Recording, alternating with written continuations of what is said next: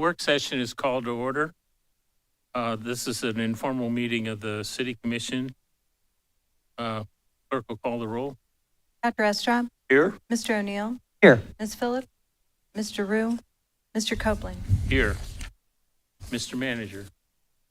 Good evening, Commissioners. I will turn it over to Jason Vi, who will introduce our guests here from Goodwill Easter Seals and a new program. Go ahead, Jason.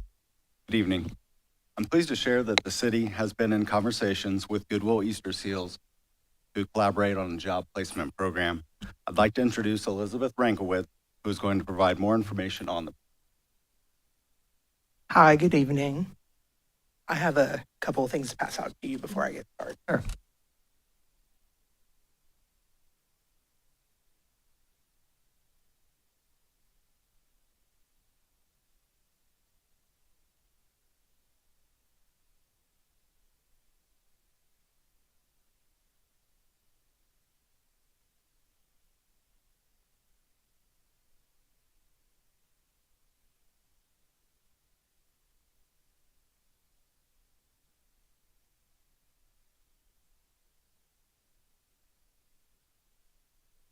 My name is Elizabeth Rankowitz. I'm the facilitator for Goodwill Easter Seals Miami Valley. I have here with me my program director, Sophia Davies. We are here, like Jason was saying, to talk about the CCMEP program, which is the Comprehensive Case Management Employment Program that we are working in partnership with Ohio Means Jobs Clark County. We work in the paid work experience program.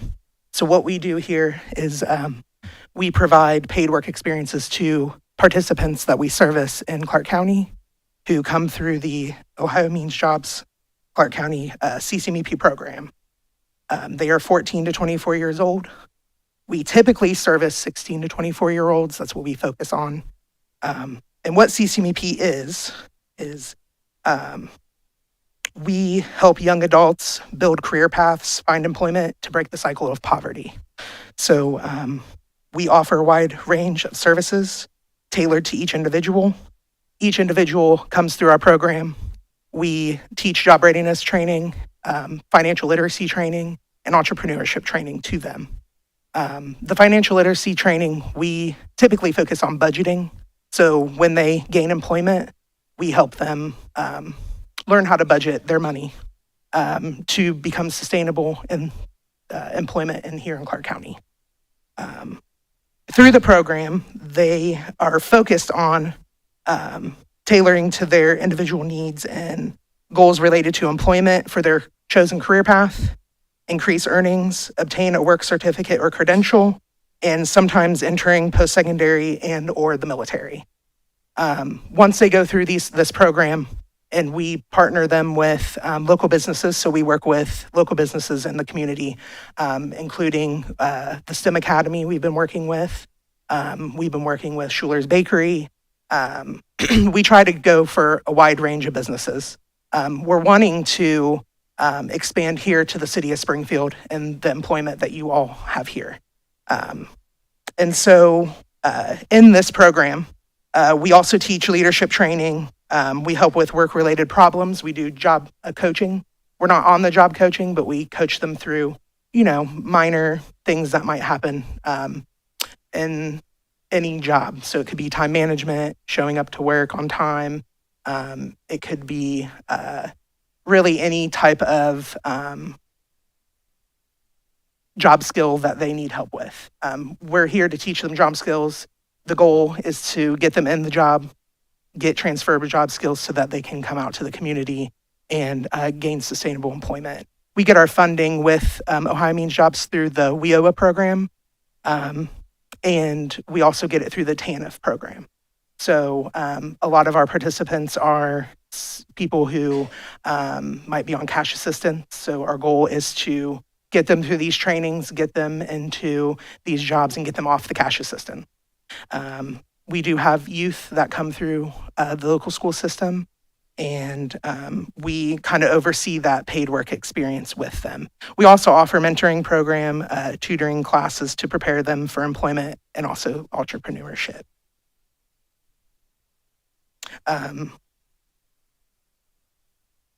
we are, hoping that with this program that we can keep jobs here in Clark County, keep these youth here in Clark County, and they can, start helping out in the community and getting employment through our community.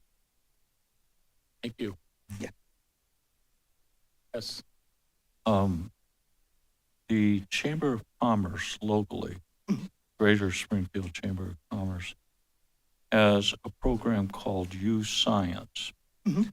that measures aptitude and interest on the part of students. And I would encourage you to partner with the Chamber because almost all of the school districts in Clark County, I think, will be participating in that program. And it gives a pretty good inventory of students' interests and capabilities, which would feed right into the services that you're offering. I would also encourage you to talk to Clark State because they have an existing mentoring program already established.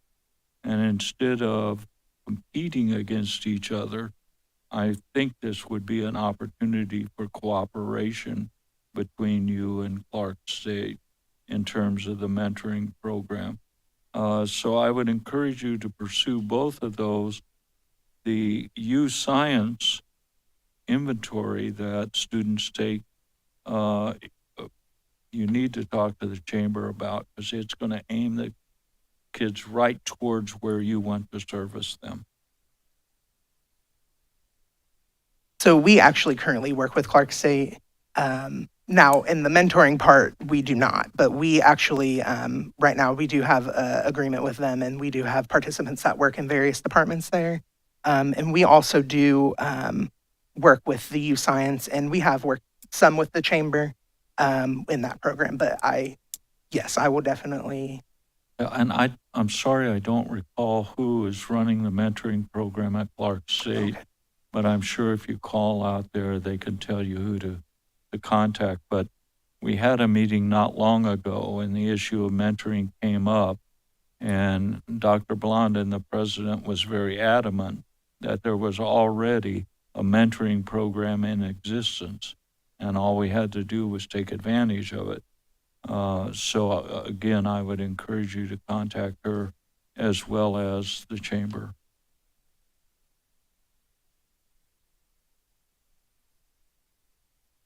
I was going to ask just a quick question. Can you explain a little bit about the internship program and how that works? I know that's part of our interest of working with you. I mean, how's that structured and how would that work? So the paid work experience internship would work where we would get a referral and we would talk with the individual on, what their career path is. So for you, if their career path was, law enforcement or working with the city in any department, we would contact that area and we would partner with them in providing those services to them. We would pay them for their services. So we actually pay right now, it's $12.50 an hour for them for their time. Typically, our work experience participants are working up to 30 hours a week in the program. And some individuals are mandated to work through Ohio Works First. So some may be, having to work 20 hours a week. But that's pretty much how that would work with you. And we would have like a training plan with them. So there would be different things that they would need training on through the program that we would talk about in what we call a meet and greet interview process. And, we also work with the businesses and, if they're, whatever their policies are. So we do background check, we do, drug tests if we need to, we do anything. And that they would want, and that's kind of how that process would work with the internship. Now, typically, we don't really have a time frame necessarily for each individual because it's an individualized basis. So I typically say, 3 to 6 months would be on a lower end. Sometimes we have individuals who might be in our program for a year or more, depending on what they're working towards. So in that process, we would also speak about how the longevity would be of that. And we also do have a, through Job and Family Services Ohio Means Jobs, we have an on-the-job internship for somebody who may be hired on, so they would actually pay part of their salary at the beginning for so many months. I think it's up to 3 months. And, that would be something that we would discuss at the time of employment. Our goal really is, if the business that they're working for at the time is not hiring, or if they are hiring, our goal would be for them to hire them on. If not, then obviously they could go somewhere else with those job skills that were transferable that they've learned at that job. There are already existing internship programs in Clark County. Through Springfield City, the contact is Mrs. Amy Stacy. And I believe her office is in the Dome, but I'm not absolutely sure of that. But we set that program up some time ago, but I would suggest you make contact with Amy so you can coordinate with her. The other internship program is through the chamber again, and they have a person designated to work on their internship program. So I think a call to talk with the chamber about the internship program. They have a staff member devoted to that. So I think it's an excellent opportunity to partner. Thank you. Anything else? No. Thank you. Thank you. Very much.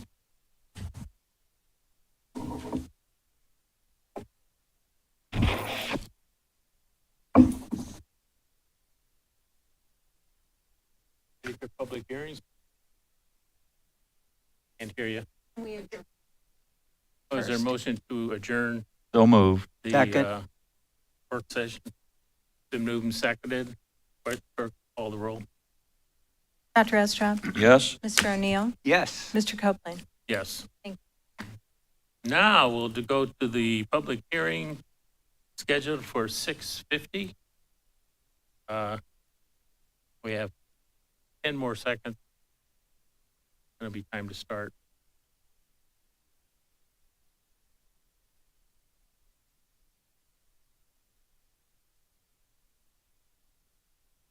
Clerk will call the roll. Dr. Estrop, Here? Mr. O'Neill, Here. Ms. Phillips, Mr. Rue, Mr. Copeland. Here. Has proper legal notice been given of this hearing? Notice of a public hearing for the purpose of considering the proposed change in zoning for 0.69 acre located at 1417, 1419, 1421, and 1423 West Rose Street from G, Green Space Park and School District to RS5, Low Density Single Family Residence District, was published in the Springfield News Sun, a newspaper of general circulation within the city. Attached here too is a true and correct copy of the legal notice published on May 26, 2023. I move that the communication be ordered received, recorded in the minutes, and filed. Second. Moved and seconded. Clerk will call the roll. Mr. O'Neill, Yes. Dr. Estrop, Yes? Mr. Copeland. Yes. Staff report. Good evening, everyone. The applicant is wishing to rezone subject parcels, as shown on slide highlighted in yellow, to build a house. The applicant intends to combine parcels in the future. The Clark County Comprehensive Plan shows future character area as park and recreation. The proposed single-family use will complement the future character of the neighborhood, as the parcels to the north are zoned for single-family uses. The parcels were provided with the zoning of Green Space Park and School District as a part of the last comprehensive zoning code and map update in 2001. The subject parcels are part of subdivision plat. West Rose Street is classified as 50-foot Collector Street public right-of-way by the Clark County Thoroughfare Plan. There is an 8-foot wide alleyway and a sanitary sewer line at the rear of parcels. The parcels can be provided with city water and sewer from West Rose Street frontage in the future. Any structures proposed will have to be reviewed for compliance with setbacks, height, and parking requirements. Return reports from city staff state no objection and recommend approval. City Planning and Zoning Division commented that the parcels are currently vacant and were intended to be a part of the single-family residential subdivision. It will be the owner's responsibility to locate any easements prior to construction and provide site plans to check with building and zoning compliance. Based on above analysis and staff comments, staff recommends approval of applicant's request to rezone subject parcels from City G to City RS5. The applicant's request was recommended for approval by City Planning Board. There were no questions or concerns from neighbors at the meeting and after the meeting. Thank you. Questions from commissioners? Go ahead.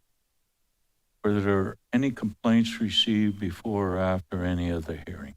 There were no complaints received. I'm sorry. There were no complaints received. Thank you. Did I understand that these 4 parcels are going to be used to create one housing? For now, the applicant wishes only one house. Thank you. From commissioners? Your motion to adjourn? So moved. Second? It's been moved and seconded. Clerk will call the roll. Dr. Estrad, Yes? Mr. O'Neill, Yes. Mr. Copeland. Yes.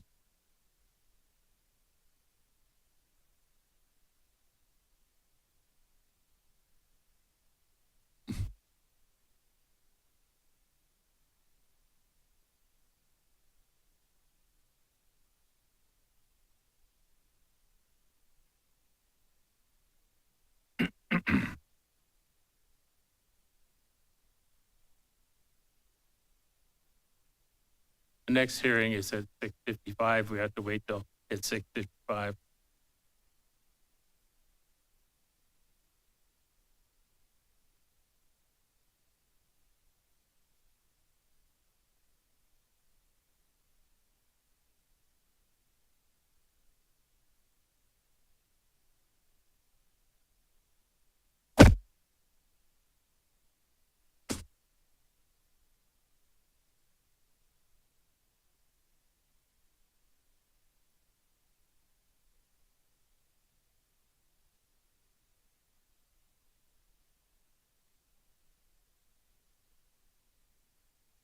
The hearing scheduled for 6:55 is called to order.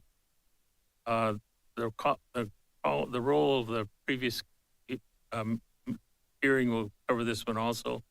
Has proper legal notice been given of the hearing? Notice of a public hearing for the purpose of considering the proposed amendment to Chapter 1155, Sign District Requirements of the Codified Ordinances of the City of Springfield, Ohio, to modify the Commercial Highway Sign District Requirements as was published in the Springfield News and Sun, a newspaper of general circulation within the city. Attached here too is a true and correct copy of the legal notice published on May 26, 2023. I move that the communication be ordered received, recorded in the minutes, and filed. Second. Been moved and seconded. Clerk will call the roll. Mr. O'Neill, Yes. Dr. Estrad, Yes? Mr. Copeland. Yes. Staff report. The City of Springfield staff is proposing a text amendment for the Commercial Highway Sign District table as stated in Chapter 1155 of the Springfield Zoning Code. The Commercial Highway Sign District is the dark maroon or brick color as shown on the map. Currently, the Commercial Highway Sign District permits for a multi-color digital display sign, and the permitted sign area is 125 square feet per side or 250 square feet in total. Per Springfield Codified Ordinances 1172.06, the property owners cannot apply for sign area variances but have the option to rezone or amend their assigned sign districts to any of the sign district classifications to suit their project needs. Any amendments to the districts and regulations established per code are reviewed and recommended by the City Planning Board or CEDA Regional Planning Commission prior to receiving final approvals from City Commission. Typically, the amendment processes take 2 to 3 months before the ordinance is in effect to accommodate large-scale development signs that more effectively market to I-70. Staff has proposed to amend the Commercial Highway Sign District, which will allow for larger sign areas The proposed sign area will be 200 square feet per side or 400 square feet total. The proposed amendment, if approved and adopted by the City Commission, will be applicable to all parcels that lie within the Commercial Highway Sign District.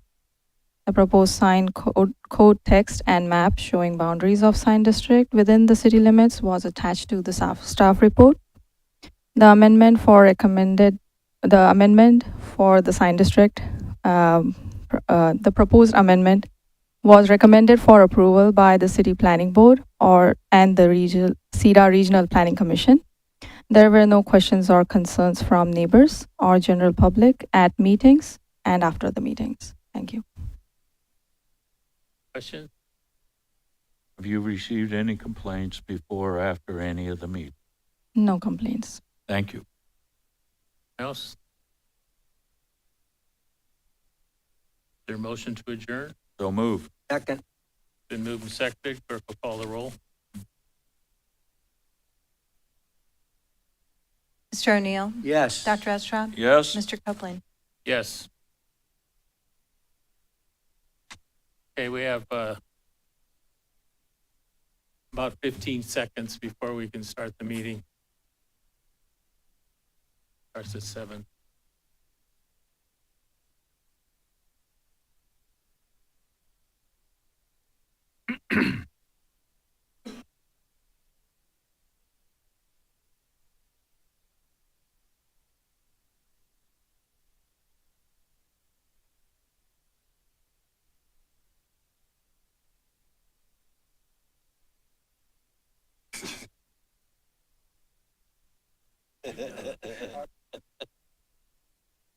Good.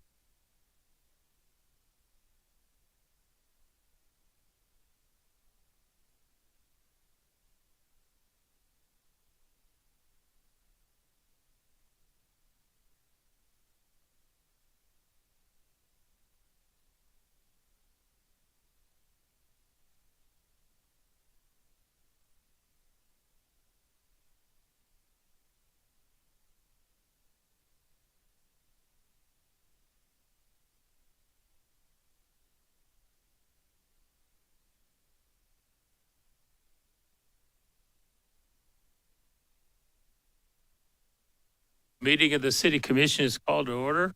Clerk will call the roll. Dr. Estrop? Here? Mr. O'Neill? Here. Ms. Phillips? Mr. Rue? Here. Mr. Copeland? Here. Please rise for the invocation and pledge of allegiance. Our God, we're grateful for the opportunity to gather here, to make decisions for the people of Springfield.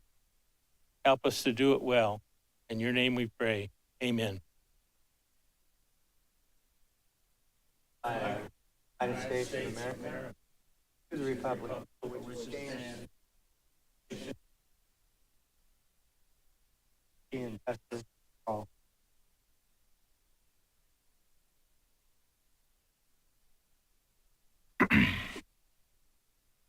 Your motion, the last meeting, So moved. Second. been moved and seconded. Clerk will call the roll. Mr. O'Neill? Yes. Mr. Rue? Yes. Dr. Estrop? Yes? Mr. Copeland? Yes. Beginning with first readings. Before I do so, I will like to state that on behalf of the City Commissioners, I'd like to remind the audience members that you may have up to 3 minutes to address the City Commission on an agenda item. Please state your name and address for the record. You may also complete a comment card that's located on the podiums. You also may have up to 3 minutes to address City Commissioners during the public comment period following the agenda, with up to 3 minutes to speak on any topic. Proceeding with first readings, amending the zoning map of Springfield, Ohio by rezoning 0.69 acre at 1417, 1419, 1421, and 1423 West Rose Street, Springfield, Ohio, from G Green Space Park and School District to RS5 Low Density Single Family Residences. Authorizing the city manager to enter into an agreement with the Goodwill Easter Seals Miami Valley for participation in the Comprehensive Case Management Employment Program.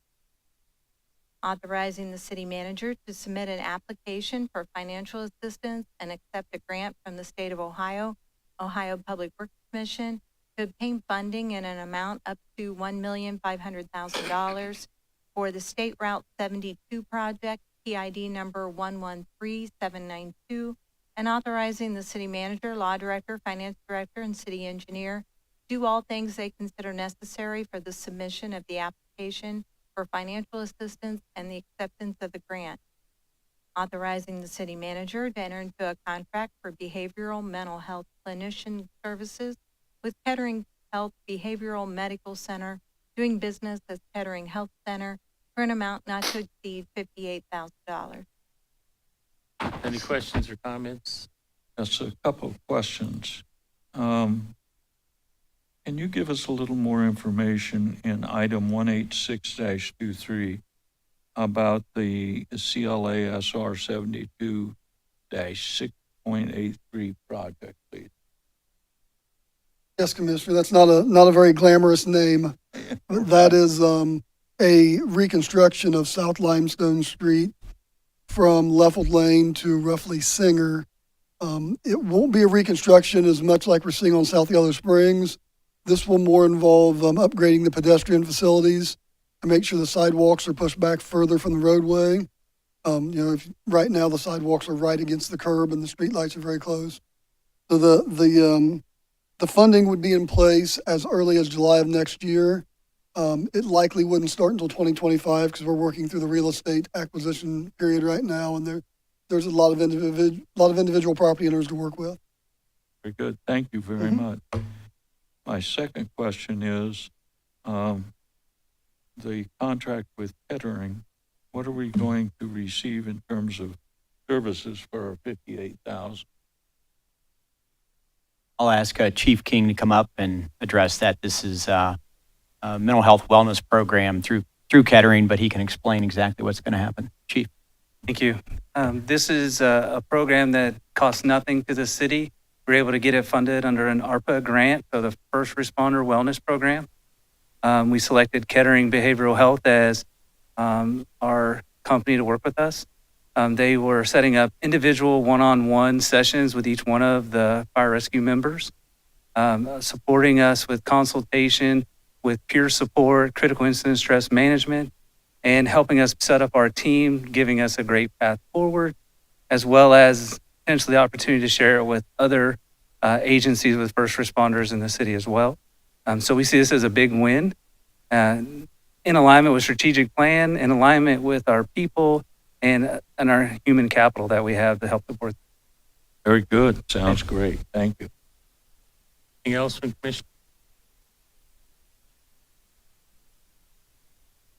Okay, that's the first readings. We won't vote on them this evening. Clerk will proceed with second reading. Confirming and approving a 2023 Community and Litter Grant Agreement to accept a Recycle Ohio grant through the Ohio EPA for funding in an amount of $11,635 to be used for the purpose of recycling receptacles for the downtown Dora district, and authorizing the city manager, director of finance, and law director to do all things necessary for the execution of the agreement and to comply with all relevant local, state, and federal legal requirements. Move to adopt. Second. Been moved and seconded. Questions or comments from the commission? From the audience? Clerk will call the roll. Dr. Estrom, Yes? Mr. Rue, Yes. Mr. O'Neill, Yes. Mr. Copeland. Yes.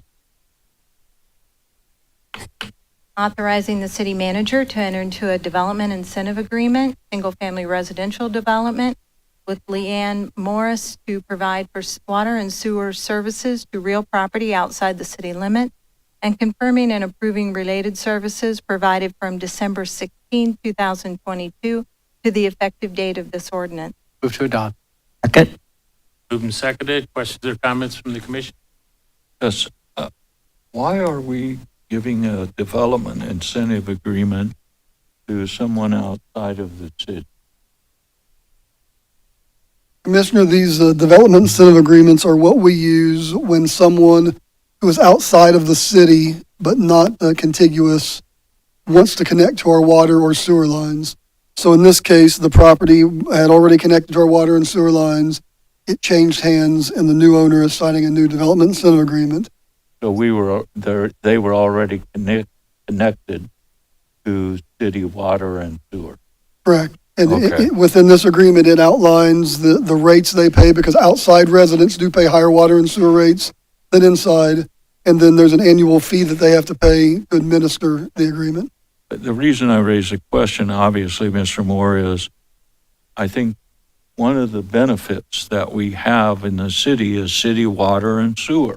Yes. And I want to make sure that people understand that there is a price joining with the city to have those services made available to you.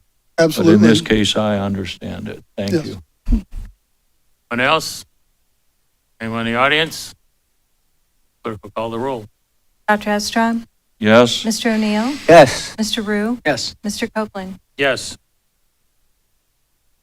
Authorizing the finance director to purchase up to 2,200 tons of rock salt for the 2023-2024 winter season from Morton Salt Incorporated for an amount not to exceed $158,092 through the Ohio Department of Transportation Cooperative Purchasing Program in accordance with the provisions of Section 5513.01B of the Ohio Revised Code. So moved. Second. Moved and seconded. Questions or comments from the commission?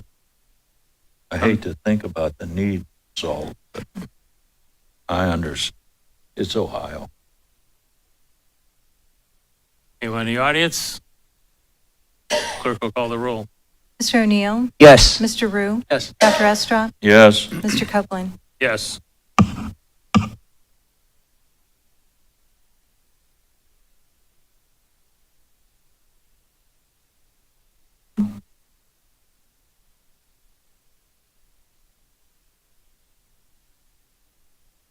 Amending the zoning map of Springfield, Ohio by rezoning approximately 0.98 acres located at 541 Fair Street and 702, 708, and 712 South Yellow Spring Street, Springfield, Ohio, from RS8 Medium Density Single Family Residence District to RM20 Medium Density Multifamily Residence District, and approving a site plan for said property and declaring it an emergency therein. Move to adopt.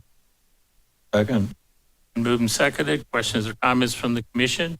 Well, I would like to hear from staff and all the residents. We encourage them to get together and have some conversations, so I'd like to hear the result of those conversations. Well, we can ask staff, but then it'll be up to the audience to go to Right. and ask for it. Thank you. Thank you, Commissioner.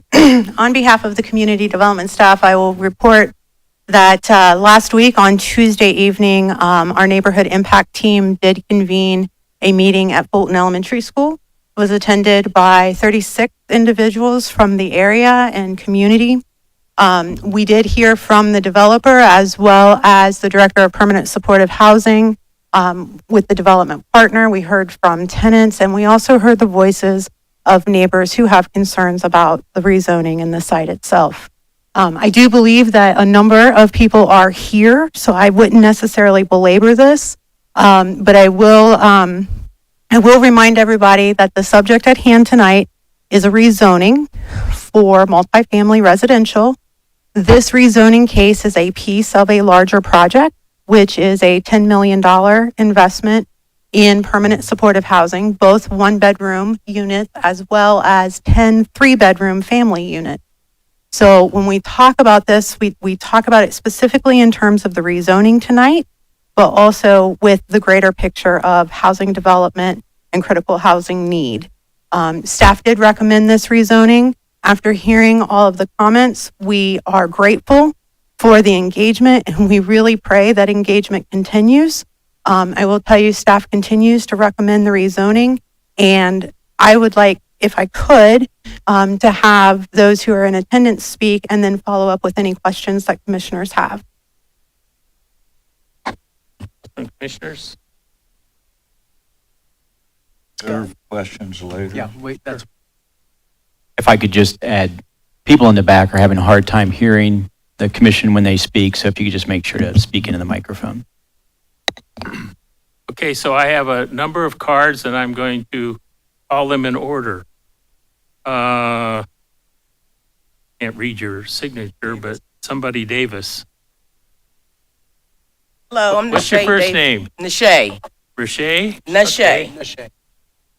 I'm Nashay Davis, the program director from Sheltered Inc. Sheltered Inc. has emergency shelter, which is a temporary stay for individuals that are homeless. Within that program, we assist individuals with obtaining obtaining permanent housing and addressing any other needs in which the client may identify with.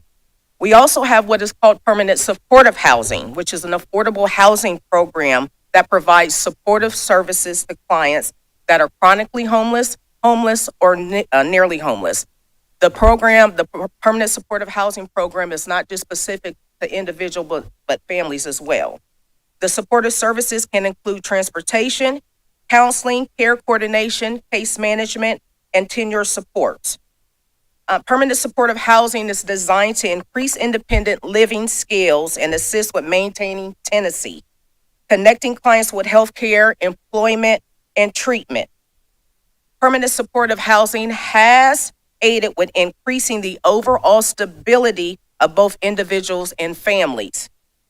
Permanent supportive housing is cost effective because it has lowered costs associated with shelters, hospitals, jails, as well as prisons. Persons accessing permanent supportive housing do not have a set amount of time that they can reside in their unit due to it being permanent supportive housing. When selecting persons for permanent supportive housing, both Mulberry Terrace, Sheltered Inc. program, as well as Metropolitan, we go through a screening process.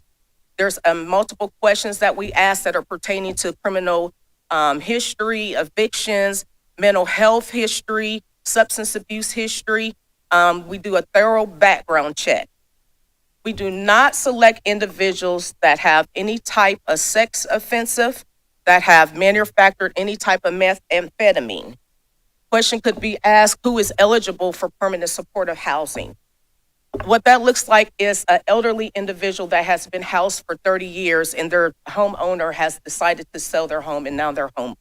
That's where permanent supportive housing comes in to assist that individual with obtaining housing so she's not homeless, and also adding permanent supportive services to assist her with any type of anxiety or disorder she may have experienced due to losing her house. It also looks like the family that is staying at Walmart with their children in the car that have been homeless for the last 6 months. Permanent supportive housing assists those individuals with obtaining permanent housing, providing wraparound services so they can maintain stability and keep their housing. Again, we do not allow anyone with violent crimes to access our program. In order to have access permanent supportive housing, you do have to have a supportive service need. And that could be, you could be a victim of domestic violence, substance abuse, mental health issues. What the case manager does is they surround them with necessary support so they can maintain that housing. And although a person may have substance abuse issues, in the event that they have caused issues with the safety of themselves or others, they can jeopardize their stay in any type of permanent supportive housing. We also have multiple camera systems within our permanent supportive housing program to maintain the safety of not only our tenants, but those in the community as well. We have locations where officers are able to access our current permanent supportive housing, which is Mulberry Terrace, to come and check on the camera surveillance, to check on other crimes that have taken place outside of Mulberry Terrace and around the community. This has been going on since we have opened Mulberry Terrace since 2014. The program has been extremely successful because people have maintained housing. They have also accessed multiple healthcare streams versus accessing emergency room services. We have assisted clients with being connected with Rocking Horse to provide supportive services such as treatment, as well as McKinley Hall. The need for permanent supportive services is so important because the influx of homeless persons we have in our community. I'm just going to interrupt there. Just, Mayor, the timer went off on the 3 minutes. If you'd like me to keep track of There's that. not a 3-minute limit on this. Yes, There's not. Yes, there is. There is. Well, I was told that we didn't. It says I'll right do is there, whatever you'd like. I no just thought I'd 3-minute point it out. limit during public hearings. in the public It's not, yeah, that's just during public hearings, sir. This is not a public hearing? No. Okay, wrap up. Thank you. In sum, the development of the proposed program in Mulberry Springs is not going to jeopardize the safety risk of the children within that location due to the system, due to the supports that we have, the staff that we have, the partnerships that we have within our community. Thank you. Yeah, I'm going to impose the 3-minute limit now. Sorry about all that. I have a card from Anetha Wilson. Did I get your first name right? Amethyst Wilson. Anethith? Amethyst. Okay. I live at 401 South Center Street. Part of the Mulberry Terrace program, the multifamily across the street from the apartment building. Where to start? I've been in the program for several years, although I'm a single mother of 2 children. Although I worked full-time, my kids and I experienced something traumatic and we became homeless. Although I continued to work full-time, I still wasn't able to support myself and my children and find us permanent housing. We were able to find that through Mulberry Terrace. I know people are concerned about the crime and everything. We do have very strict rules. We're checked in with by our case manager once a month to make sure all of our needs are met. We don't need help with rent, groceries, and that we're just doing okay mentally. Since I've been at Mulberry Terrace, I know like the importance of having like stable housing and that support. I'm not able to work full time any longer. So being there at, within Mulberry Terrace really helped me out. So my kids and I didn't experience homelessness again. I don't know what else to say now. I think that's it. Thank you. Thank you. Jason Jenkins?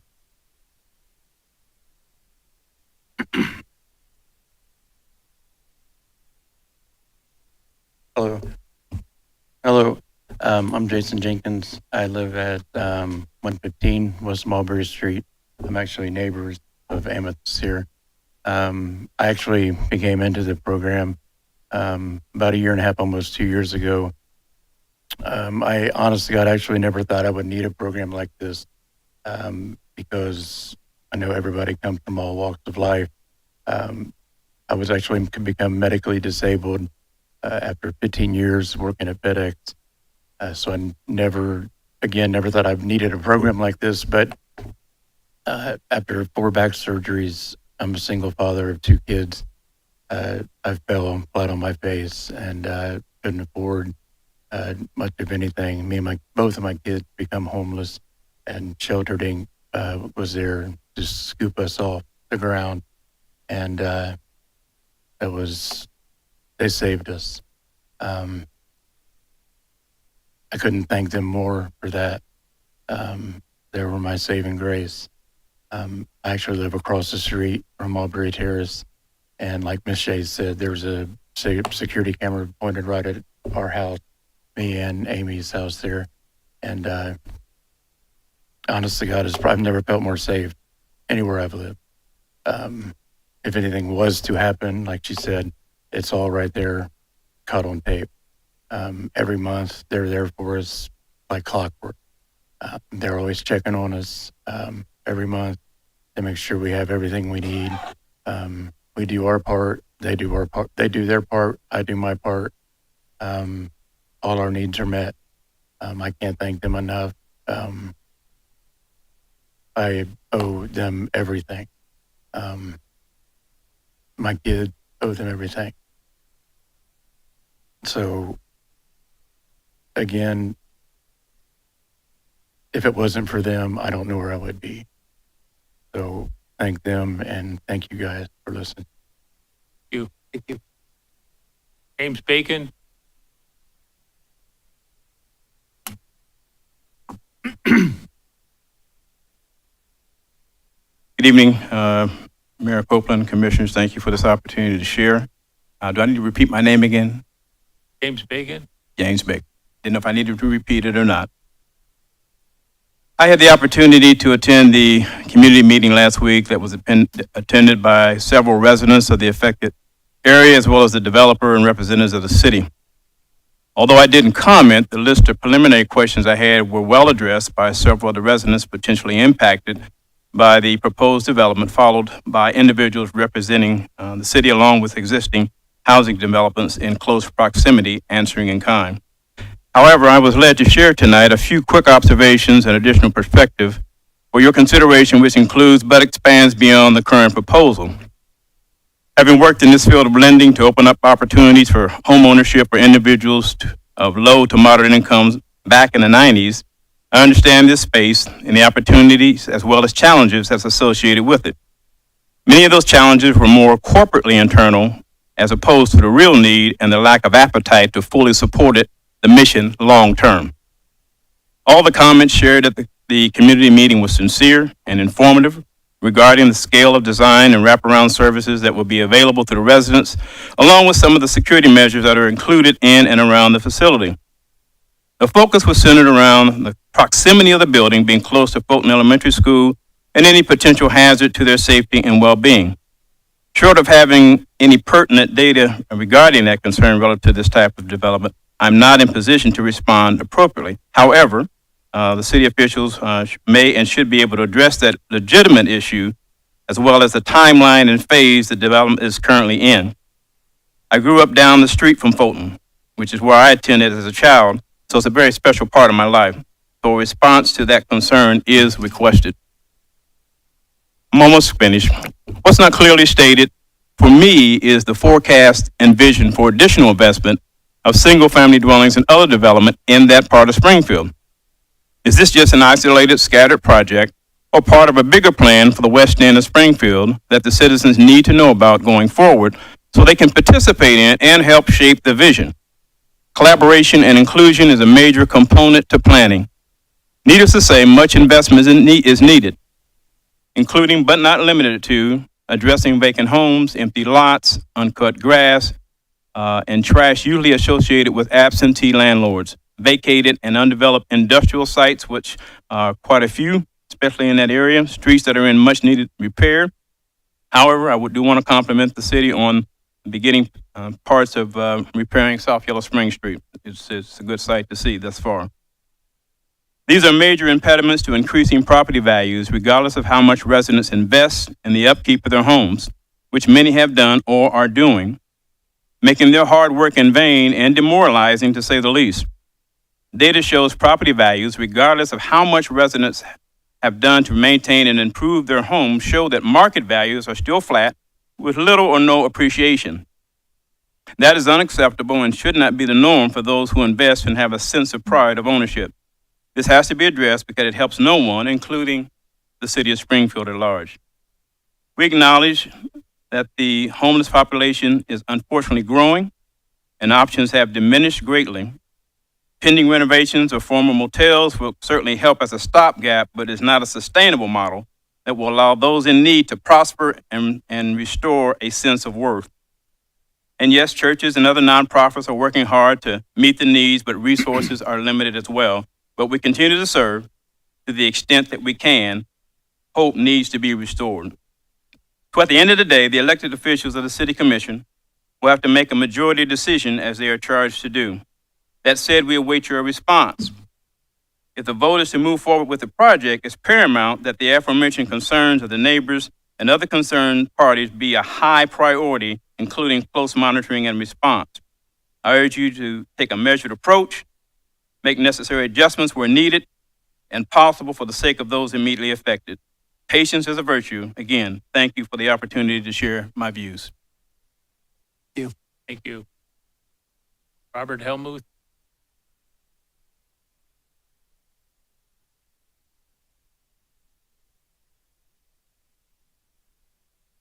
My name is Robert Helmuth, 1990A Kingsgate Road, Springfield, Ohio. I am the developer of the Mulberry Springs proposed development, just as I was the developer with Sheltered Inc. of the Mulberry Terrace project. the city staff and our development team has been working on this project for about 3 years. And it includes more than just the 30-unit building being considered for rezoning tonight. It includes 10 family units in duplex buildings that'll be located on Southern Avenue and Mulberry. Some of the people who've spoken already tonight reside in the family units that were part of the Mulberry Terrace project. These sites for the duplex units are already appropriately zoned and ready to go.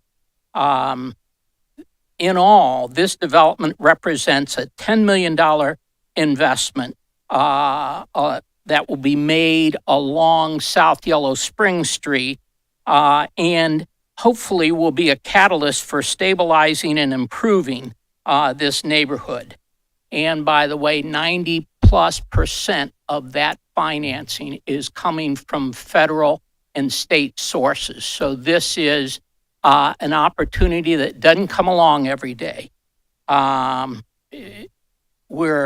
We believe that the construction and operating jobs will be about 200 construction jobs and 7 permanent jobs. And we want to ensure that the area residents are aware of the jobs, so the general contractor will provide a liaison to the neighborhood CDCs and other representatives to ensure that area residents are aware of the jobs, how to apply for the jobs, and informed of the progress there. We also want to be a good neighbor in this area, just as we are at Mulberry Terrace. We are aware that Fulton School lacks high-speed internet service. I mean, they have service, but apparently it has some real drawbacks. And as part of the construction work we'd be doing immediately across the street, we would commit to provide $50,000 to improve their Wi-Fi service so it was brought up to today's standards. Another key element to this housing is security and services which have been taught. The one issue when you start, and we had comments last week, why isn't this being placed in other parts of town? Quite frankly, proximity to services and service providers is extremely important in this program, and that's what this site provides, is close proximity. We already have the site control there, and the state has said they will approve this site once it's zoned properly. So I'm sorry that the timing hasn't been better on this project. It has been extremely frustrating to work through the development funding program. But we think we're about at, we're hoping we're about at the last step. We appreciate your thoughtful consideration of this rezoning request and look forward to your decision. Thank you. Thank you. Bill Browning. Good evening. First, let me state I am not against any project that is helping those who are in need. I have been doing it for 25 years myself. My next point is we've already discussed that Mulberry Terrace is a success, but it's exactly 0.7 miles from the site you are proposing today.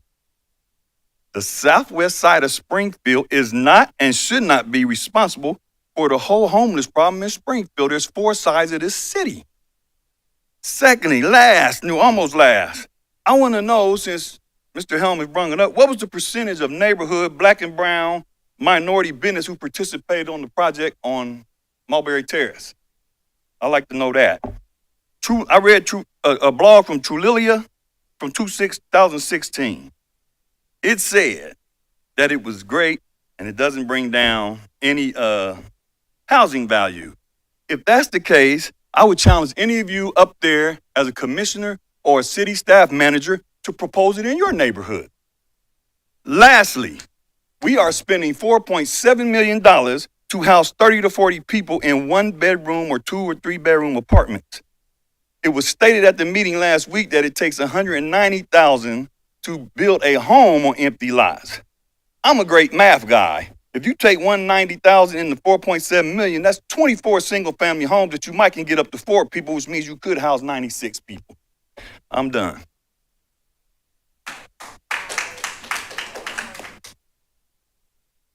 Dorian Hunter.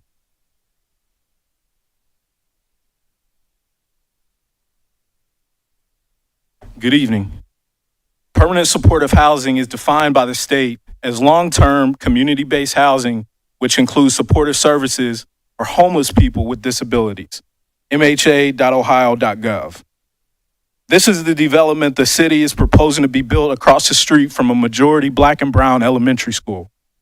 According to the Ohio Housing Finance Agency, 30% of those who experience homeless also reported a mental health diagnosis, 11% reported alcohol abuse, and 13% reported drug abuse.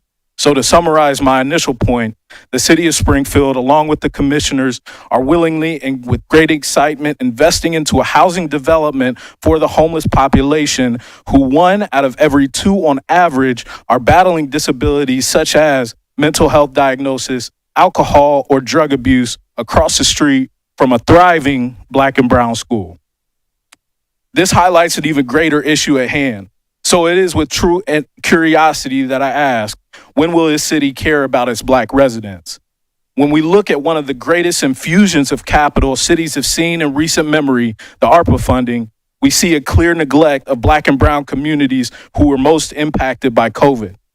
The city of Dayton allocated $7.6 million towards Black and brown businesses, which also included a racial equity fund, whereas the city of Springfield spent $7.1 million to purchase the Villager Inn, $2.2 million to purchase the Executive Inn, and now proposes a $4.7 million grant to support developer costs.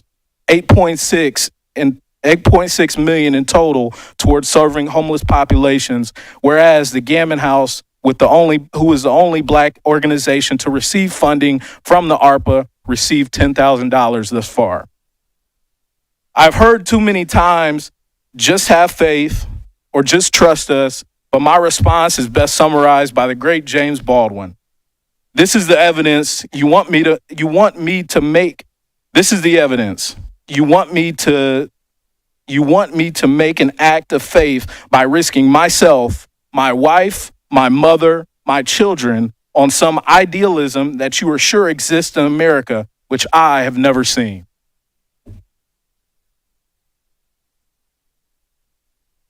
Commissioners, one point of clarification, if I could.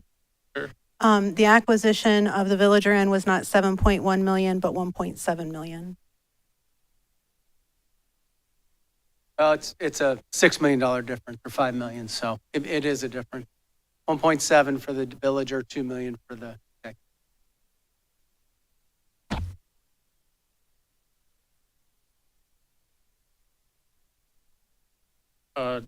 David Love. Good evening, Pastor Jawad Love, Covenant United Methodist Church and President of Covenant Community Development Corporation. As a new resident of Springfield and making this year 2 years officially here, I want to first commend the city for its approach to dealing with the critical housing needs here in the city.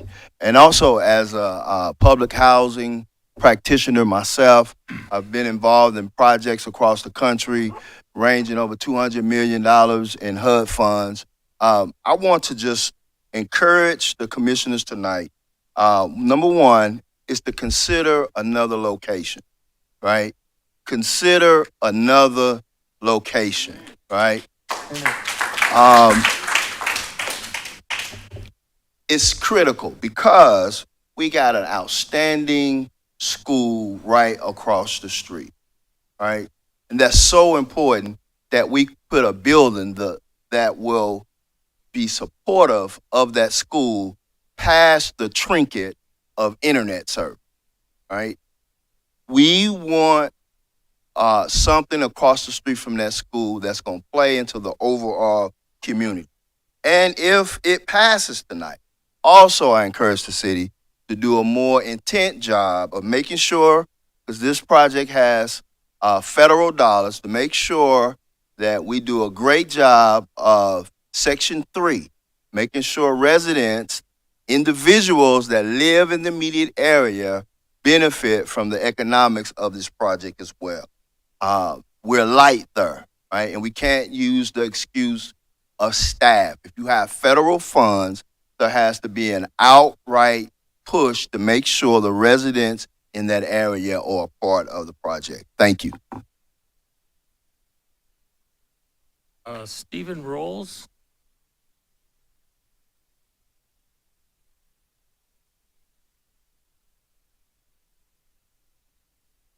I get your name right? Yeah, you got it right. Good. I just want to first point out that even though the location of the project seems like it's the problem here, I also want to point out too that one of the biggest problems that we have, and this is coming from people of my age group who are in their 30s, coming up in their 40s, got kids, we got young ones who were raised on the South Side, like a lot of you guys, went to Hayward, went to some of these schools. Low income housing right there next door. For people who forget, when you poor, you poor. One of the things that helped out was the fact that I couldn't always get a ride to work. And this is me being a new parent. I couldn't always get a ride to work. I sometimes couldn't get a ride to get groceries, couldn't get certain things. But the fact that I was in walking distance to get my son to school, the fact that I was in local distance to get my son to school, and I get it. We want to see better for our side of town. I get that. I get that to some, looking at the project, it is a smack in the face. Why would you put that over here? Well, then my question to people who say that would be, where else in Springfield do you see where this is needed? Where else they could put it downtown? But I give you a fun fact. There's two people sleep over here right now across the street. One named Mary, one named Tracy. Sleeping on a mattress. I talk to them every day. They cannot get housing. You know why? Because in Springfield or any county that I know of, you can't be hired if you ain't got no address. If you ain't got no address, you can't be hired. So on one hand, we want people off the street. On the other hand, we don't want to give them housing. On the other hand, we want housing somewhere else. But on the other hand, we don't want to keep walking into the stores and, hey, can I borrow $1? Can I have some change? Can I have this? Can I have that? At some point, we are going to have to pick a location. Our side of town is unique from the other side of the town. We have a lot of schools over here. We got a lot of children over here. Yes, we have a lot of black and brown over here, unfortunately. But I don't look at the south side, the west side, the east side as a bad place to live. Now, do we have our hiccups like everybody else? Of course. But at the end of the day, I think we all also forget too that it is our community. We live in it. And I take my son to school every day. It's like a lot of you guys take your son to school. When I see something that's not right, I address it on the spot. We have a bus stop right there in front of Low Cost on Summer Road. We know what's been going on right there on Summer Road for the last year and a half now. Me and some people that I know, we stand out there with them kids and we make sure these kids get on that bus. We make sure these kids are getting to school properly. That bus stop is nowhere near the school that them kids are going to. They are going to the north side of Springfield. But they are standing at a bus stop where people get robbed and mugged right across the street. We got big issues going on in Springfield. Oh, I agree. But housing is one of them. I've been living in Springfield my whole life. I've never seen this many people homeless, laying on the street willingly, just ready to sit up, put a sign out and say, hey, just give me change because I don't want to work no more.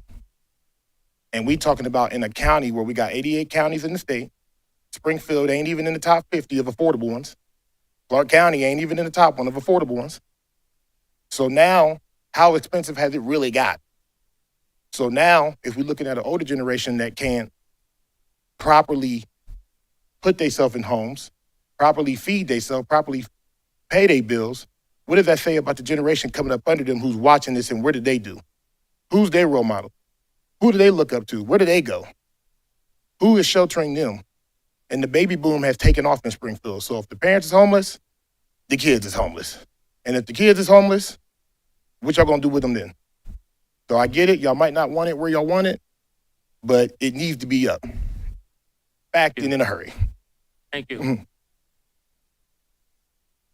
Mhm. Eric Clark?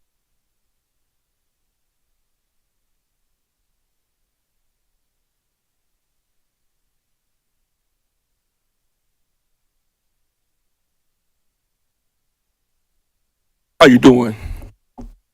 So, my name is Eric Clark, aka DJ. And listen, I'm a mentor for youth, and I deal with the youth all the time. So, I'm saying this, watching the youth grow up.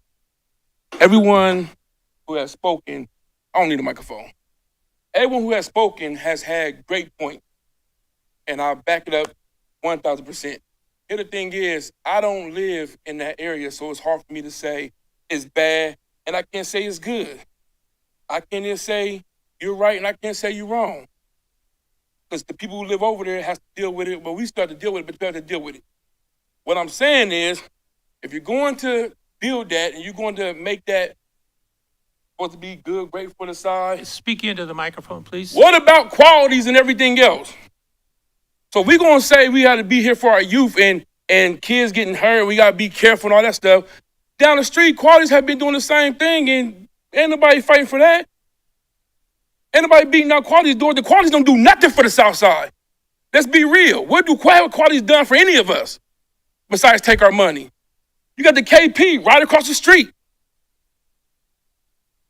Ain't nobody saying about that. And I'm not knocking the KP. I know some people in there on the KP. I'm just saying, you know what goes on KP. Just behind there, as us, we just have Freaknik behind there. Like, so I'm saying, if we're going to fight for this, let's take it all the way across the board. Not just do it for the housing. But if we're going to do it, we're going to go across the board. So if we're going to clean the housing up, if that's what y'all going to do, what y'all going to do for the rest of it? Are you going to fix the rest of the streets up, or we just going to do this right there and say, this is a project?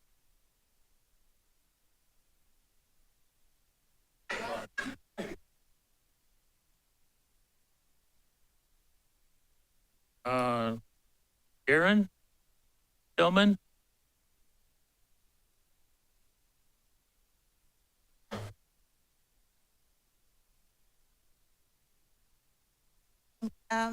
All the speakers before me, Bring it down to your mouth. There you go. Thank you. Good evening. All the speakers before me, I agree with what they're saying. I am against that location, but we had individuals come in talking about how good the program is, which it is. I'm not against it. But those who spoke were family units. This location, we're talking about 1 bedroom, 1 person. And it's a different dynamics. Consider that. Has there been another project like this set up? Another thing, at the community meeting, I asked about what was the concerns of the principal and the staff of Fulton. It would be nice to hear their pros and cons about the building being there. And that's all I have to say. I also live on Fair Street, which is only a 3-block street. I live between Wittenberg and Laurie. And there's so much more that needs to be done.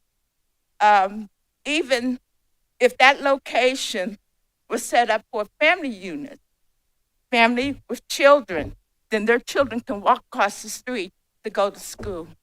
That's another option we may agree to. Thank you. Thank you. Patrick Casey? Patricia. Yeah, it's Patricia.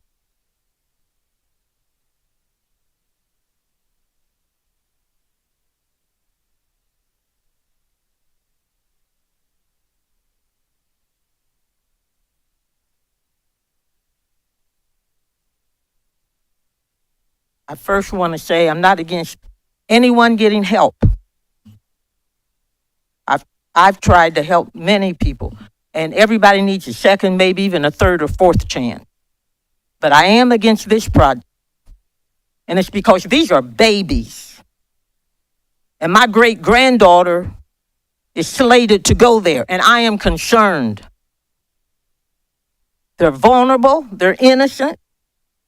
They try to prod them with candy or anything to get them in the car. And I've driven up and down for years, and I see those children walking. And yes, they have security cameras, but the security cameras are only going to go so far. I'm against it because last week I saw something I didn't like. I saw a man trying to pick up a girl that I think was challenged, and she was pushing a baby. And if we had not been behind him at the traffic light, God knows what would have happened. So I'm just glad we were there. But I'm not against the project. I've been here for 84 years. And that's always been a family-connected community. And I think it should stay that way. I just don't think you should, if it was even a high school, these children can be influenced. These are babies.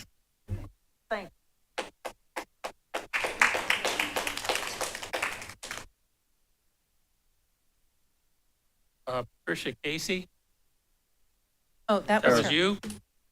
Kelly Clark.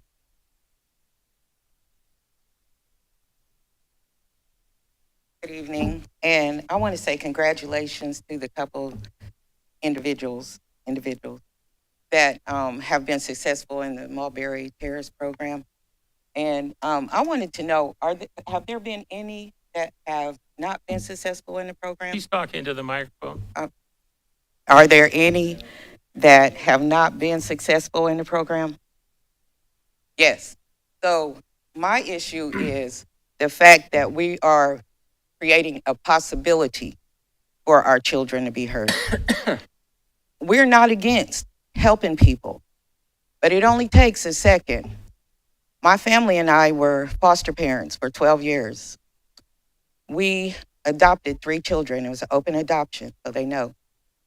And to subject children to the possibility, because they can't be watched 24/7, a possibility of someone slipping through the cracks and one of our children being hurt. Thank you to the developer for thinking about doing good things for our community. Thank you for working for our community. But to subject our children to the possibility of being hurt is not responsible adulting. It's just not good. Those people have a track record, and we love them, and we care about them. But the children can't protect themselves. It's up to us to be in front of the issues that are coming to them. We know that human trafficking is at an all-time high. We know that they take children all the time. We know that they have school shootings, and those people that perpetrate those are mentally ill. Those are things that should have been thought about before thinking about putting them around our children. Thank you, and God bless you. That's all the cards I have. Is there anyone else who wants to address? Name and address for the record. Good evening. My name is Marcia Norris. I live at 330 Fair Street, and I'm a retired educator. My concern is that, well, my question is, if the project already includes family dwellings, why are we rezoning that section for an apartment when we can put family dwellings there and allow children to have close access to schools? Right.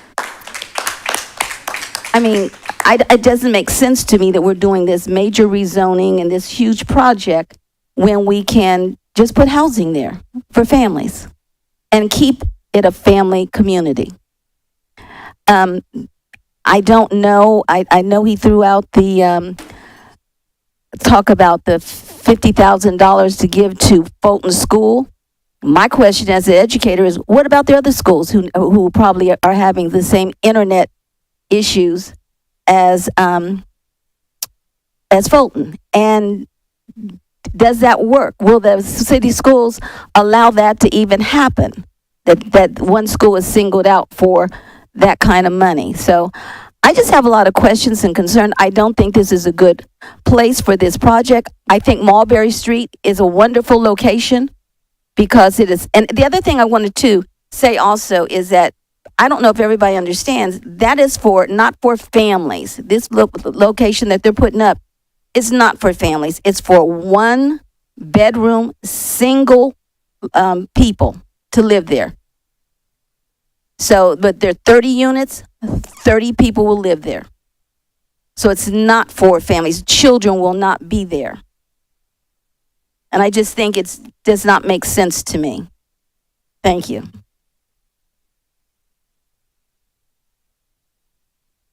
Anyone else? Name and address for the record. My name is Yvonne Owens, 521 Diver. I applaud Interfaith Ministries and Interfaith Hospitality Network for the work that they are doing for these people. I applaud. It's fantastic. It's needed. My problem is across the street from a school. When we were in our meeting, there were there were tenants that were there, and they told us, yes, they do have problems at the Mulberry Terrace, where the police had to be called several times. Mr. Bill Holman was giving his presentation on the complex, and he asked the question, if there's any other site, tell me. And he had people to tell that there were a site. I approve of this. I approve of the support because it is greatly needed. I agree with it. I don't agree with this type of company being built across the street from not only Fulton School, but any school. And I thank you. And I ask you, please don't put the children in harm. Thank you. Name and address for the record. Hi, good evening. Shirley Rice Crawford, 325 East John Street, Apartment A. I work for Sawmill Road Management. I'm the manager of Mulberry Terrace. I'm also site manager of Springfield Village. So that means that I am living in affordable income, low income, whatever you want to call it. In Mulberry Terrace, there are 26 people in there. I am 78 years old. I walk in there every day for the last 9 years. Yes, we've had small problems. Yes, we've had the police there. Yes, there have been problems on other properties. They go by the same thing that the lease that any other property that we have goes by. If you want to act up, bye. We are audited. I just passed 2 audits. Ohio Cap last week and OFA last month. I do 4 a year inspections of every last apartment, and Environmental Pest Control is with me. Our building's good. Our people are good. I don't know who's next door to me at Springfield Village. Nobody knows who's next door to them. They don't know whether here I feel safer because I know what's going on. Out here, Do you know what's next door to you? Do you know what's down? No, you might think that you know. There are functioning addicts. There are people that do a lot of stuff that you don't know about. And like I said, I'm 78, 9 years at Mulberry. I think I missed 6 months of being 10 years. And I'm not going no place yet. That's my passion. Thank you. Anyone else? Name and address for the record. Clayton Owens, 521 Dibert. About maybe a block from the school. And keep it real short. Location, location, location. Those children, all of this talk is going around and around and around. And then people step forward and remind you it's about the children. You need to find another location for a single multiplex. Put the houses in there.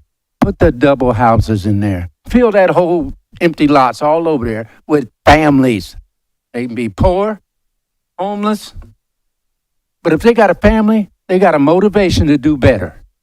You put single people, most probably gonna be young, can be old, in a multi-complex, they have no motivation other than just they're coming to check today, so I better clean up. Well, they're coming to check today, so you're going to have to get out of here. When they're gone, we'll go back to business as usual, whatever we do. But it's not to enhance that environment. It's not to take care of those children. Families take care of children.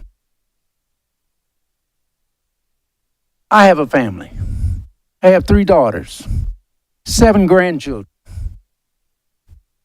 And a young man, I didn't know the value of that. But with the help of my wife, I found out. And there's nothing more important than children. And you want to build a multi-complex across the street from an elementary school of children that are really already handicapped by not having an internet. Their scores are lower than the statewide because they don't have that. Not because they're not smart, they're very smart. But you got to have the tools in order to use your intelligence. Location, location, location. Find another spot. Thank you. Thank you. Name and address for the record. Yes, I'm Dr. Carlos L. Marshall, 515 South Yellow Spring Street, which is the property that's owned by the Conscious Connect Community Development Corporation, directly across from the Marathon gas stations, better known as Qualities. As many people that have spoken before me have already alluded to, nobody's against helping unhoused individuals. In general, myself specifically, I think my career speaks to what I do for marginalized communities across this region.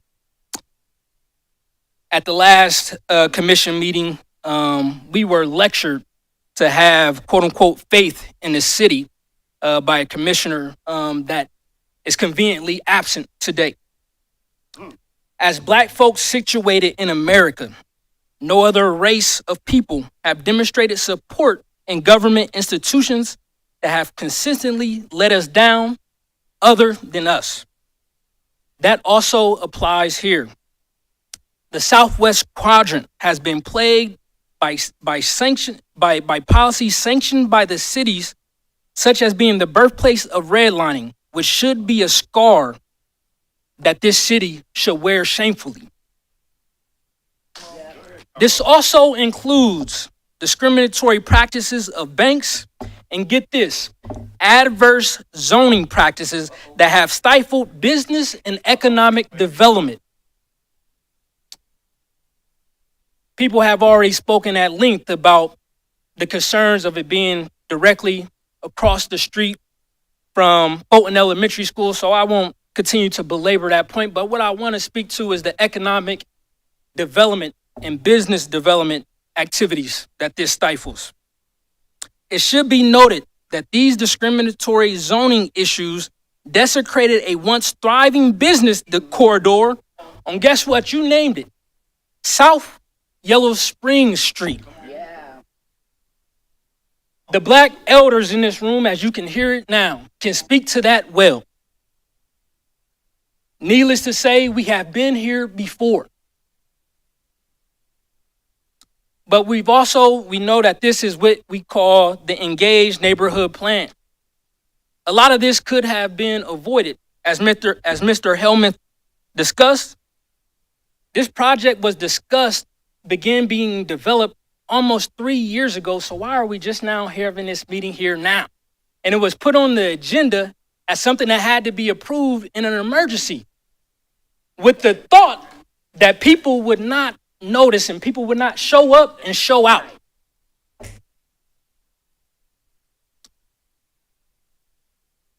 Also, to Mr. Helmuth, again, congratulations on what you've done with other projects, but housing for unhoused populations do not stabilize neighborhoods. The engaged neighborhood plan calls for a commercial corridor on Yellow Spring Street. This is what the residents of the 06 zip code stated that they wanted. So are we not following the plan? Can this plan be trusted moving forward? This is not the type of development that breeds neighborhood development. In the engaged neighborhood plan, it states on page 71, and I quote, Springfield has addressed temporary housing needs, but now needs a permanent solution. Preferably, this will be provided in a way which helps with wealth creation, such as small single-family homes, which can be acquired by tenants in a rent-to-own scenario. Some of this housing can be in the engaged neighborhood plan. This proposed development is neither small single-family housing or B, a rent-to-own scenario. In closing, if this proposed development is passed here, we would like to see a community benefits agreement with a set number of minority business enterprises to lead in the development and construction of said project, and jobs for residents to help with site preparation and development of the project. Trust must be earned, not blindly given. A passing of this resolution would be more of the same, and that is the city doing things to the people rather than with us. Thank you. Good job. Good job. Good job.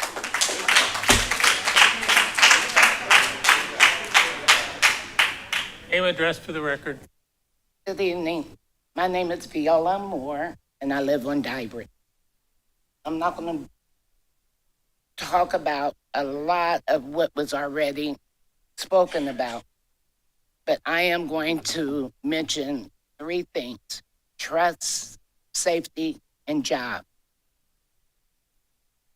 Our president of Fair Vista submitted a letter to all of you, commissioners. And part of that, and I'm paraphrasing, the trust is not there. You have redlined us and did so many things to us to undervalue us, and many of us in here are property owners, that it's hard to support what you say you're going to do, because it feels like you don't do right by us. You don't do right by us. And I'm speaking for, I love Springfield. It's my home. I lived in different places, but I always came back. So I feel like I came full circle. I feel there's a lot that can be done other than, I'm just going to say it, putting another low-income project on our side of town. If you see where the empty lots are on Fair Street, let's build it up to be more attractive to the kids, because there's the school. There's a lot of things that can be done. No. You want to put low-income housing. My mom and everyone in my family, the females are nurses, so we get about the health care and the mental health issues and all that. We're for all of that. We're not saying that we're not for it.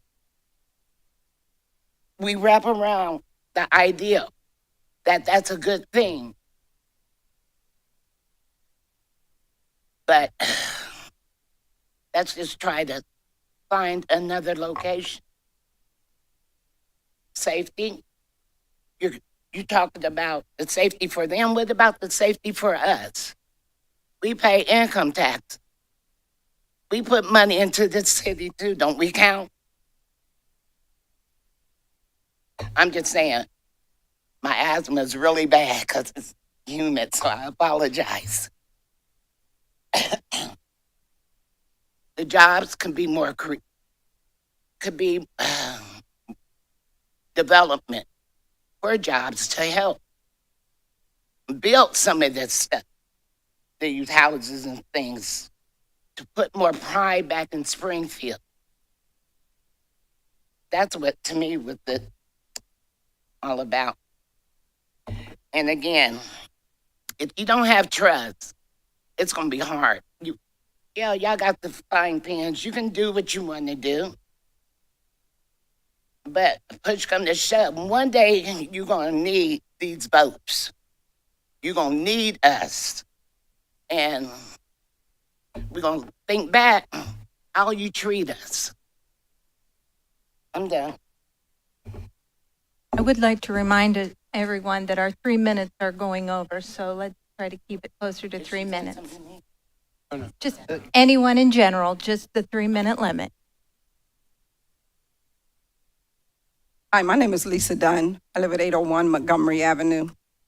I want to take us back just a little bit, if I can, to 2000, 2001.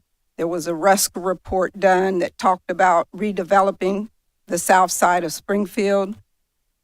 We were moving forward with that, and the recession hit, and the real estate crisis, so things changed.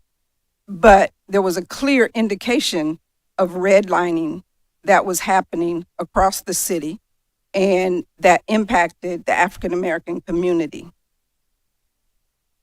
So fast forward to here. I want to speak for the homeowners. One thing that has not been stated that was reported at the last meeting was that this development would increase the property values. It would not decline the property values. Is that right? Is that what they said? Yes. Yes. Okay. So what happens to the property owners who are owner occupied, who now have an increased tax bill? That's gentrification. I'm sorry, an increased tax bill, why? Because the tax value will go up. Their tax value will go up. They will be required to pay a higher tax amount because of the assessment change. And that's how gentrification starts rolling. I would like to add to... I honestly can't follow you. By the way, I live on the south side, so Okay. I understand that. Mhm. But I don't quite understand what you're saying. So what I'm saying is, if what the commission has said is true, and this new property, once it's developed, it would increase the property values of the residents in that area. Was that clear? Was that what I was told? Okay. So if that increases the property values, everyone else will be reassessed, which means their tax amount for their property will go up. Why do you think we'll be reassessed? Okay, I'll move on with that. But anyway, that's how I don't think gentrification it'll affect us. happens. I'm a It will Southsider. absolutely affect the homeowners. Absolutely. So I would like to add just another addendum to the community benefit agreement that Dr. Marshall mentioned, and say that should this property go forward, and should there be a tax increase, that the property owners now, their tax amount be frozen. And I would hope that the city commission would agree to that. Thank you. Name and address for the record. Hi, my name's Camille Hall. 357 Buxton Avenue. I'm not a South Sider, but I advocate for the South Side like I'm from the South Side. I'm an East Ender, but I love Springfield so much and I have such a sense of community that I feel it might do justice to advocate for people who are not voiceless but have historically been marginalized and told that their voice cannot be heard and does not matter. I am not against permanent supportive housing. Again, I am not against permanent supportive housing. First question I have, where is City Manager Brian Heck and where is City Commissioner Crystal Phillips? They're on excused They're on absences that they're allowed to have. I promise their absences are not intentional.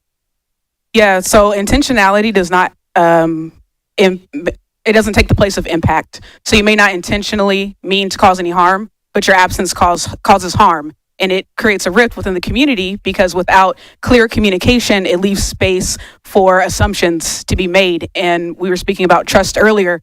That's how trust continually gets to be broken. When there's a breakdown of not only city officials, but city departments, school districts that have signed off on this rezoning and they're not present to hear the voices of the community, that is extremely, extremely problematic. But I don't think you should attack the people who aren't here. So I don't want you to I don't want you to misconstrue my, well. Let me talk, okay? I have 3 minutes. I'll give you Can back I reclaim the my time like Maxine Waters? I just want to defend these people a bit. I'm not attacking you, and that's the issue because we need She's to have at an important meeting. we need to have space for dialogue. And when you're interacting with people who may have different inflections and may express themselves differently, that does not mean that I'm attacking you. That means I'm expressing myself. That means I'm passionate about something, but I am not attacking you nor attacking anyone that I just mentioned. It's called accountability, and it may be something that's unfamiliar to this group of individuals of being held accountable, but that is what we're here to do. And by the way, I'm reclaiming my time, so if the 3 minutes goes over. Fine, you can save the time. I just Thank wanted you. to interrupt to defend the people who aren't here. So it's they're not an here attack. for good reasons. It's not an attack, it's a question. As And I tried to answer you. Yes, as Vice Mayor Rob Brew just mentioned, he provided an answer to my question. That was all that I was asking for. It was not an attack. So thank you for answering my question. I just also wanted to share what visibility wise, what that looks like when they're not present and they've signed off on the passage of this rezoning. Also, the school district signing off on the passage of this rezoning. Representative from the school district, where are you? It seems as though, based on what I have looked at, the city police department is the only public sector that is related to this that is still awaiting comment. So I would like to hear from the police chief as well. At the conclusion of my remarks, I would like to hear her thoughts on this rezoning. I want to talk about this community engagement plan. Community engagement is something that is continually ongoing. It's not just engage with the community when you need to get survey responses. It's not just engaging with the community when you're up for re-election. It's an action. It means intentionally going out and being amongst the people and forming relationships. If we are truly this city of forward together, except minus the togetherness, because when are we truly together? We need to live out that mantra that is on that photo backdrop over there by actually putting action behind our words. The neighborhood engagement plan had my organization, the Young Black Professionals in Businesses of Springfield, listed as a potential facilitator or manager of a business park, a business space, a space for small businesses to be able to leverage and grow. So you come to my organization and you harvest my intellectual capital so that I can give you this feedback. However, you completely somehow shut the door of correspondence and community engagement when it comes to things that are immediately impacting the people that I love and care about, who I identify as my neighbors, which is all of you, regardless of what side of town that you live on. All I'm saying is community engagement improves when we become genuine about going out and authentically interacting with one another as human beings. It doesn't have to be this big thought. The last two things I want to mention, the ARPA funds. Yes, we know that Dayton got way more money than we did because it's a larger area and they allocated some towards small business. We are aware of that. All we're saying is if Springfield got ARPA funds and we have this community engagement plan and the community has said they want X, Y, and Z related to minority small businesses, why is it that not 1 cent has been put through that, and yet and still you're continually coming to us and harvesting our intellectual capital and sending us on this hamster wheel of hypotheticals that do not come to fruition? That breaks trust. Lastly, again, open correspondence is not an attack. We cannot operate in this forward together mantra if we do not create the space and opportunity for self-expression, for our voices to be heard. So again, I am not against permanent supportive housing, but I am against this rezoning. Thank you.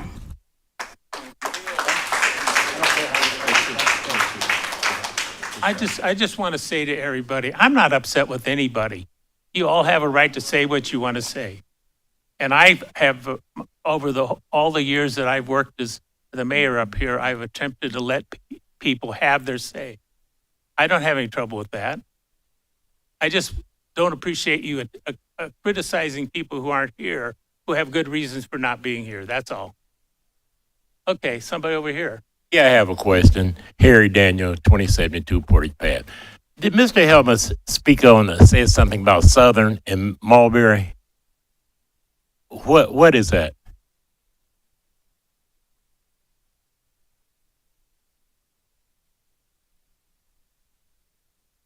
Shannon, just clarify You were that saying for that Mr. you- Helmuth, please. Shannon, just real quick, speak to that. The sites that are a part of the overall project are also on Southern and Mulberry. Those are where scattered site duplexes would be built for the 3-bedroom units. West. You were saying Southern and Mulberry. Is that an intersection or?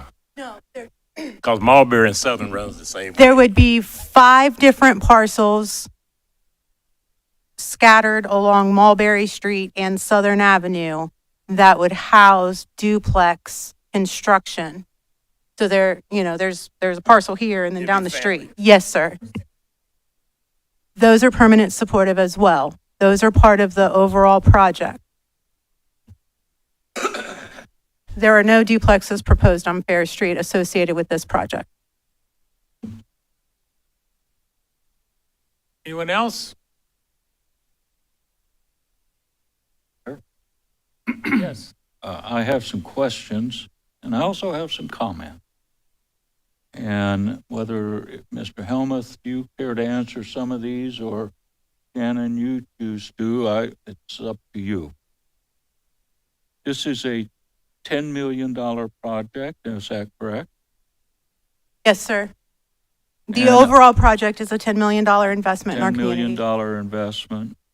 Of that, the city of Springfield is investing $650,000, Up to $650,000. It has to be underwritten. and the remainder of it is coming from Private equity. all of it? State and local bonds and private equity, right?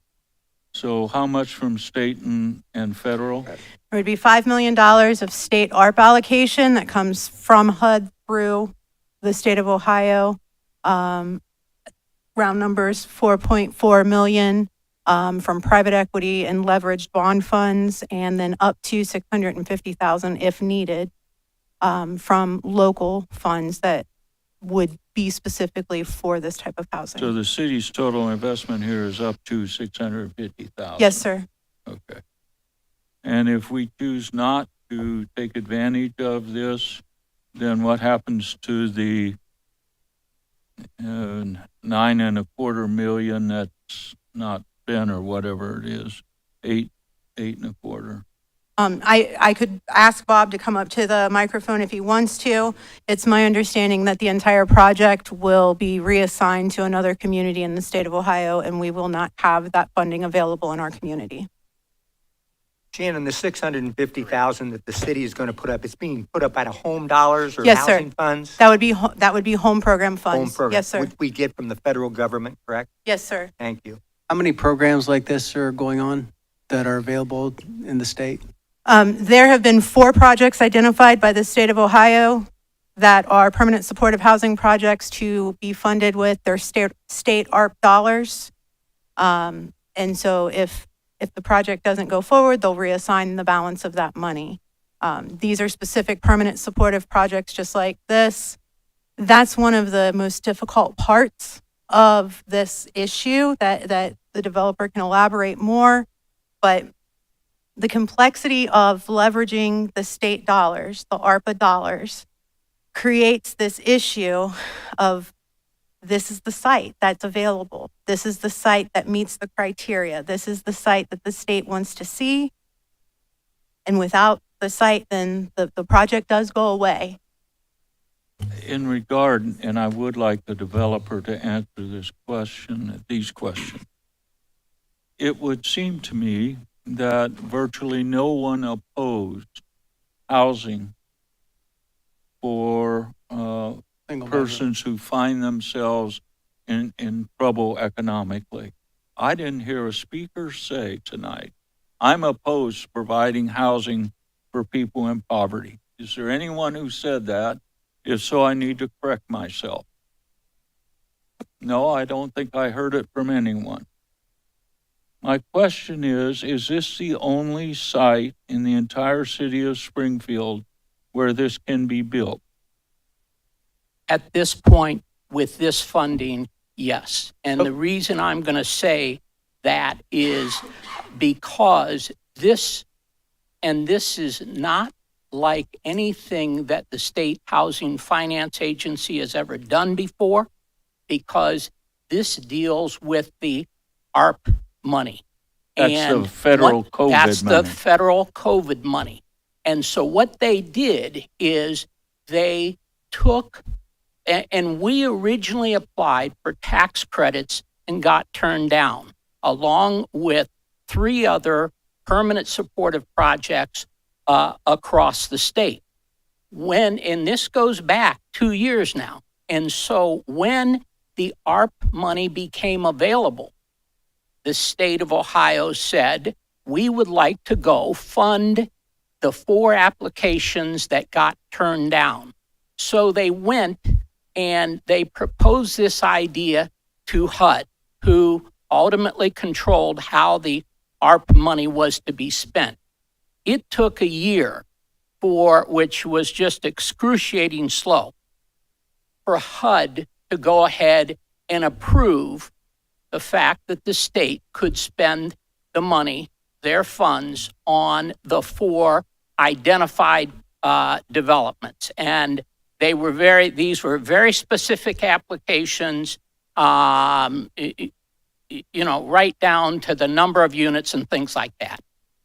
So that's really the answer. Can you resubmit the proposal and take out, or a couple ideas, move it to a different site and resubmit it? Or secondly, I didn't hear anyone opposed to the family housing. Is there anyone here who speaks against the family housing? So we're okay with family housing, or we're okay with a different site, or maybe the answer lies in family housing on the site we're looking at and the 30 individual units on a second site in the city, other than in the southwest quadrant. Is that a possibility? I'd love to tell you it is. If we were having this discussion 15 months ago, prior to it going through HUD's approval, we would probably have that. We might have that luxury. Right now, we don't. We're up against timelines. I know it seems unfair that the state can take a year to get an approval through HUD. We don't have any control over that. But now they've got the deadline for the final application, and that deadline is coming up very quickly with what we have to finish. What is the date of the deadline? The date of the deadline is November 15th. November 15th. So that's for do I understand? We have to have the project totally put together by then. I So- still don't have engineering on. So we don't have time to look for the examples that I I'm sorry, gave? sir, we don't. I would love to tell you we do. I'd love to figure out something different, but we don't. I just find it incredible that between July, early July, and November 15th, that there is not adequate time to look for other solutions. That boggles my mind. I don't make the calendar. Wait. He has the right to respond. I do have We another. didn't do that when you talk. Let him talk. I do have another question for Shannon. What is the current zoning of this property? This zoning is currently zoned RS8. What does that mean? It is 8 units per acre, essentially. It does allow for duplexes and single family as it's currently zoned. And RM12 or RM20 would allow for multiple units on the site. Well, I am moved by the statements about the description that Carlos gave of the engaged neighborhood. And I'm wondering if we shouldn't, if we're going to change zoning on this property, make it commercial. That's what the engaged neighborhood plan calls for, right? So I'm wondering if we're going to look at this, perhaps we need to take a longer look and look at this in terms of housing for families, but also commercial. If that's what the engaged neighborhood conversations resulted in, then I think we should follow through. I think we spend a lot of time, energy, and money engaging the community in those discussions. And I think we should listen to what they had to say. And so I, for one, would like to see us look at changing the zoning where appropriate to commercial. It seems to be according to our plan. So, Mr. Mayor, I would move that this. No, wait. Don't do that, please. I would like to let Shannon respond again. I think you're cutting her off. I think what she's telling you is if we vote this down, it'll disappear. I understand that. And you act like you're going to spend it on something else. It ain't going to be there. No. Is that right, Shannon? What I'm suggesting is Let her perhaps talk, more please. time. Shannon? I have to ask my staff a question.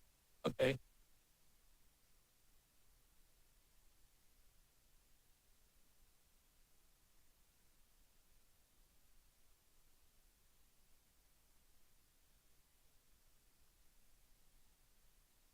Do you understand my concern that is we may get nothing if we vote this down? That's what I'm concerned Bob, about. while they're discussing this, you answer a couple of things for me. If we don't go through with this project tonight and this money goes away, how long in your expertise will it take to put this kind of money together again to do a project like we're talking? Year, 2 years, 3 years? No, I'd go back to the point that half of the money to do this project came out of the ARP Right. money, which was what? Once in a lifetime money? Once I in a mean, lifetime. not to say we won't have something, 10 years from now that causes, again, a big influx of money. That certainly may happen. But this is happening because of that money. And I got to be honest, it's pretty safe to say the city of Springfield does not have $10 million laying around to do a project like you'd like to see, a family project over there. So the project would, unless something came down the road, it just isn't going to happen. So we have to, I guess the decision, if we walk away, we just go do something else and answer other problems. I will say in the 30, please be quiet, 30 some years that I have been doing this, this type of development. This is the first time we've seen that amount of money come to a specific type of housing and specific properties. We've never seen anything like this happen before with the Housing Finance Agency. They usually come and go from that time I've dealt with you. Let me just say something. I'm going to be through at the end of this year. I'm not going to be on the city commission anymore. This is the best chance we've had to get this kind of money in Springfield. Maybe you don't like what's being proposed, but the truth is, if we don't do that, we won't get anything. That's what we're being told. And I think you need to understand that. We can kill this, but that means we lose all that money and we won't have it available for anything else. It won't happen.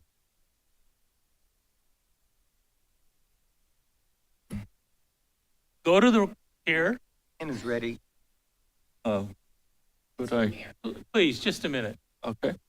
I asked her to go to the. Okay.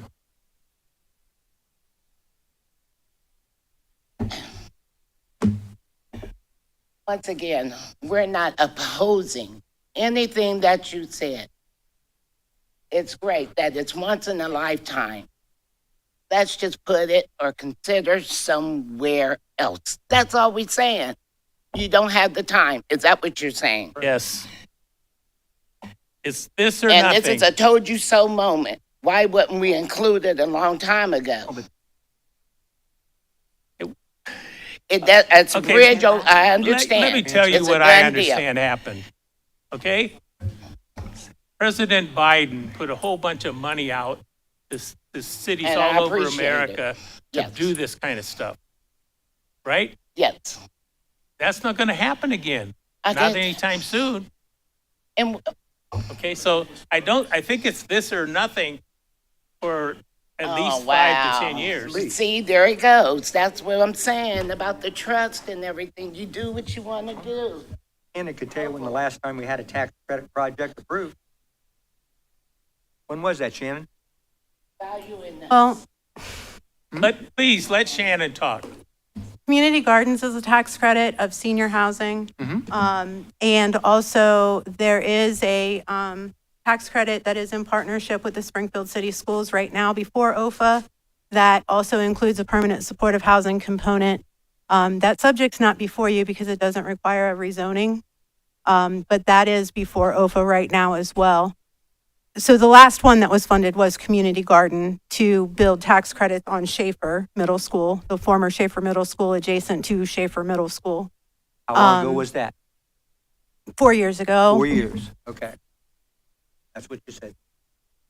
So I do want to respond to the question about commercial. The commercial zone that would go along Yellow Spring Street is CC2. That is the same commercial zoning that you would find on Bechtel Avenue. That commission gets to make the laws. We would not have a staff recommendation to transition Yellow Spring Street to the same intensity as Bechtel Avenue. I want to review what this city commission has done around housing since I came aboard and a bit before. We put in place Mo to Own. And if you don't know what that is, it's the ability for private individuals to take over property that's within 1,000 feet of their home, essentially a city block, and take care of the property so the city does not have to. We have also passed the rental registry, which requires rental property owners to register with the city and be subject to fines and other code enforcement actions if their property is not up to snuff, not up to city code. We have passed the vacant property registry, which requires anyone owning vacant property in the city to register it with the city and be responsible for taking care of it. We have passed the receivership program, which puts some of the private property that is vacant and ultimately will end up being owned by the state of Ohio, and they are terrible landlord. It allows us to put those properties back on the tax rolls and employ people through a receiver to rebuild and refurbish some of the houses. We passed some time ago the CRA tax abatement, which if you build new in the city of Springfield, mostly on the south side, your additional taxes are forgiven for 15 years on your real estate taxes, any increases. So if you buy the lot for $2,000 or less, and you build on it, you will pay your real estate taxes based on the value of the lot for 15 years. That's a pretty good incentive. If you do substantial remodeling to an existing house, it's a 10-year tax abatement on the improvements you make. We have instituted compassionate code enforcement, which means that instead of fining people who may not have the resources to fix up their house, we're giving them time and some help through discounts of private businesses to, in fact, paint their homes and fix it up. We are also actively with Clark County pursuing tax dodgers. The largest tax dodger in this area lives not on either coast of the country, but lives in Enon, Ohio. And she owes us a lot of money, most of which is owed to the school district. So she is having children in her dwellings, not paying her fair share of taxes, and yet receiving services from the Springfield City School District. We're putting an end to that. We have also expanded, because of the budget, thanks to the people of Springfield, the budget has allowed us to expand our mowing effort and our demolition effort. There are some structures in this community that are beyond hope. They have to come down. There are others that can be saved, and we want to save them. But there are some that are beyond hope. And last but not least, one of our most successful ventures is with Brownfield Rehab. The old International plant out on Lagonda, out by Lagonda, not the school, but out by the street, is now occupied totally by Topre, which furnishes parts to Honda, Toyota, and other brands. And they've taken that whole site. Now, we needed some money from the state to help us with that, and I don't know if it's in the new budget. I'll just be honest, I don't know what's in there. But I want you to know what we've done in terms of housing in this community. And I'm also here to say we haven't done enough. We need to do more. And I don't think there's anyone in this room who disagrees with what I just said. Now, where it's located, there seems to be substantial disagreement. But I think we all agree we need more housing of all kinds, of all income levels for the people of Springfield. Thank you. Go ahead. I just want to come back to something. I hope you understand that if we don't approve this, we lose that money and it's gone forever. So, and it isn't like we can go over here and do something else with it, because it's federal money, it's not our money.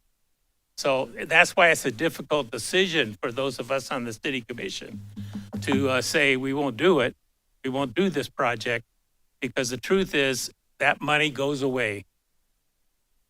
You don't care. I do. So it's a really difficult decision.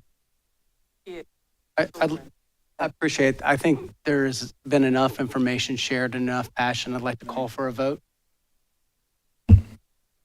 He's called for a vote, so you're Good. right. We called for a vote. Why would the police? A vote has been called.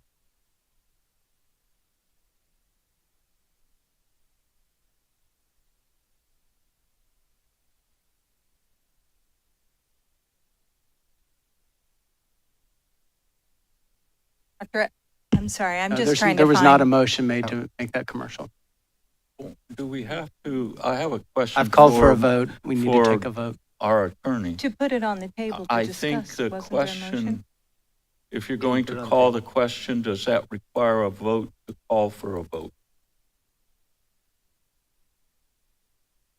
Does require a vote for that. I will second Mr. Rue's motion to call the question. Now we have to vote on that. Right. Okay. Are you ready? This Mayor? is for the vote, right. This is for a This takes vote. 4 to pass.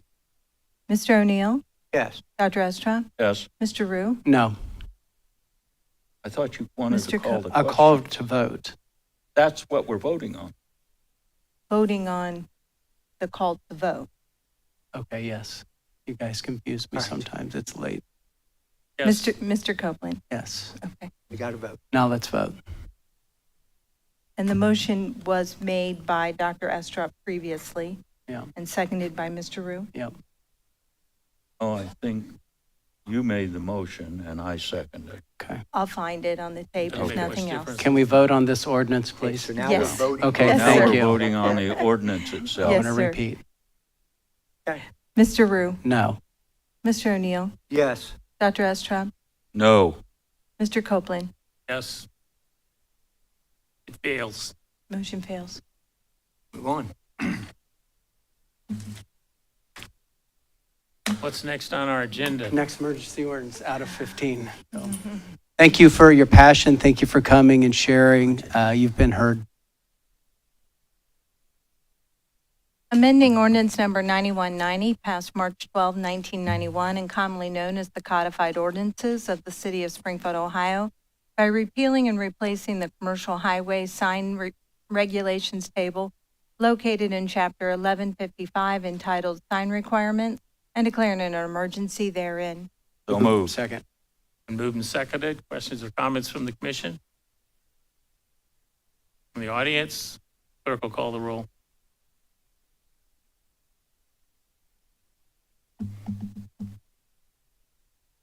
Sorry, my computer is really slow tonight. Mr. O'Neill, Yes. Mr. Rue, Yes. Dr. Estrop, Yes. Mr. Copeland. Yes.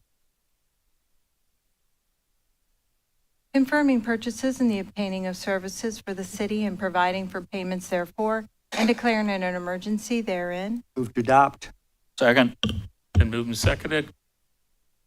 Questions or comments, commission? Audience? Clerk will call the roll. Dr. Estrop, Yes. Mr. Rue, Yes. Mr. O'Neill. Yes. Mr. Copeland. Yes. Amending ordinance number 23-8 to revise the transfer of monies authorized and declaring an emergency therein. So moved. Second. Been moved and seconded. Questions or comments from the commission? From the audience? Clerk will call the roll. Mr. Rue, Yes. Mr. O'Neill. Yes. Dr. Estrop, Yes. Mr. Copeland. Yes.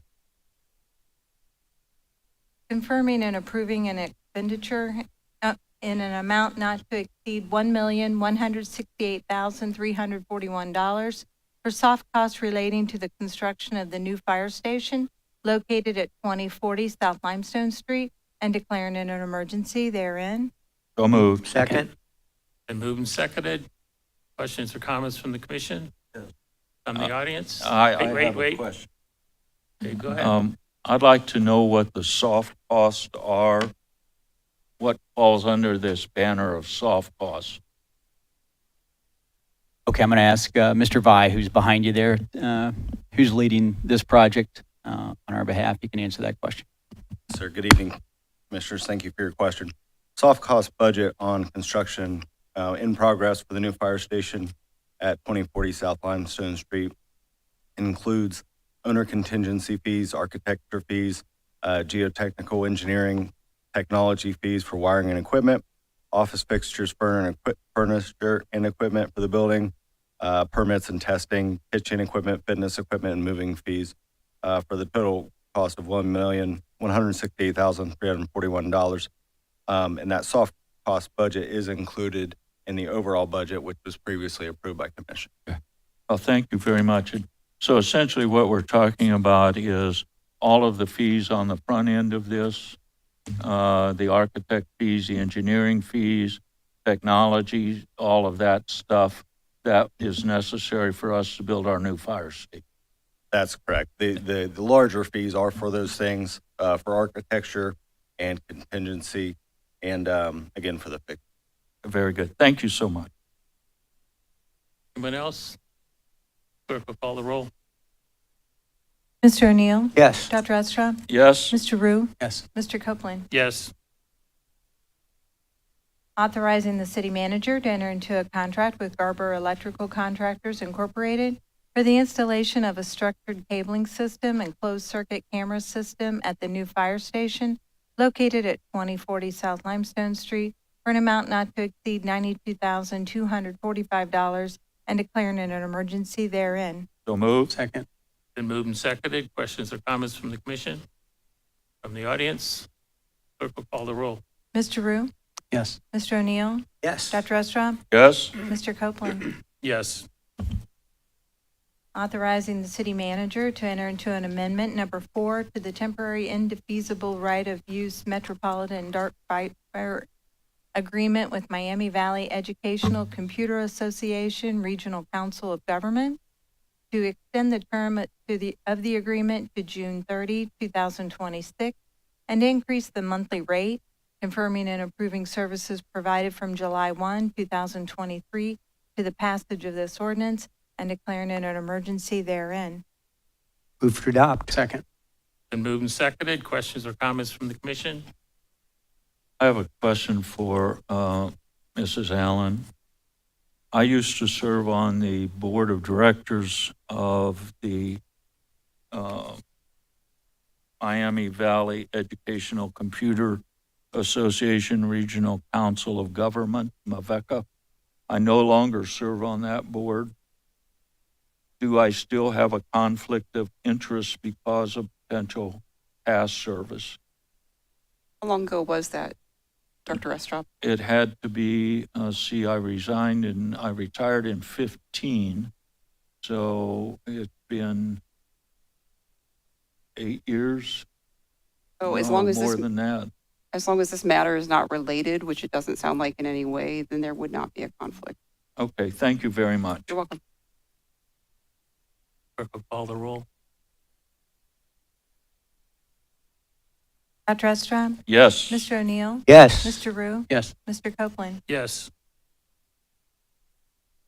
Confirming and approving change order number 2 to the contract between the city and Majors Enterprises Incorporated for the Broadway Utility Upgrade Project to decrease the contract in an amount not to exceed $4,556.51 for a total amount not to exceed $394,181.50, authorizing the city manager to execute said change order number 2 and declaring it an emergency therein. So move. Second. Been moved and seconded. Questions or comments from the commission? From the audience? Clerk will call the roll. Mr. Rue? Yes. Mr. O'Neill? Yes. Dr. Estra? Yes. Mr. Copeland? Yes. Confirming and approving change order number 1 to the contract between the city and United Survey Incorporated for the 2022 miscellaneous sewer lining Phase 2 project to decrease the contract in an amount not to exceed $35,930.25 for a total amount not to exceed $497,722.75 and to extend the completion date to June 16, 2023, authorizing the city manager to execute said change order number 1 and declaring it an emergency therein. Move to adopt. Second. Been moved and seconded. Questions or comments from the commission? From the audience? Clerk will call the roll. Mr. O'Neill, Yes. Dr. Estrop, Yes. Mr. Rue, Yes. Mr. Copeland. Yes.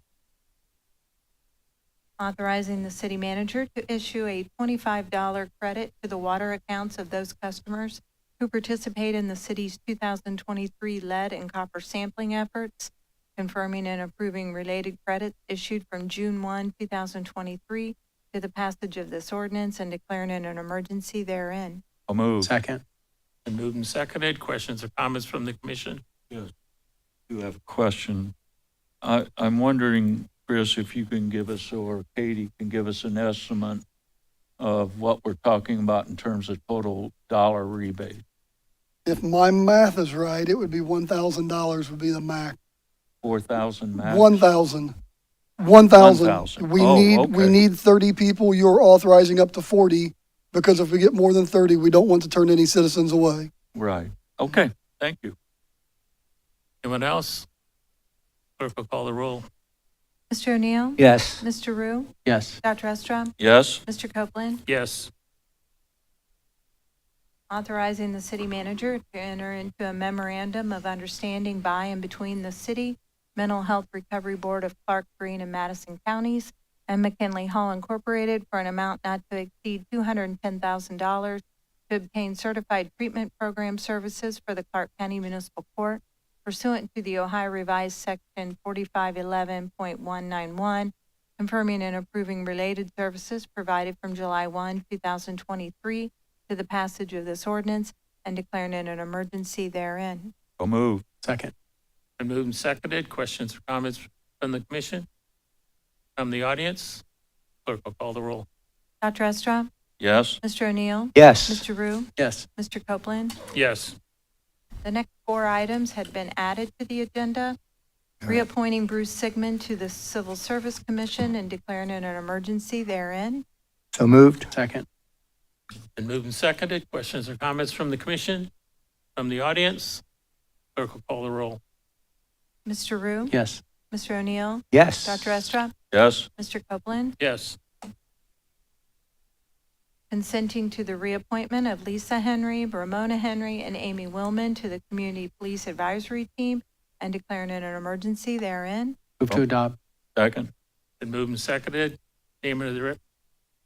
All those in favor say aye. Anyone in the audience? Oh, No. You want to say aye? call the roll. I'll call the roll. Mr. O'Neill? Yes. Dr. Estrop? Yes. Mr. Rue? Yes. Mr. Copeland? Yes.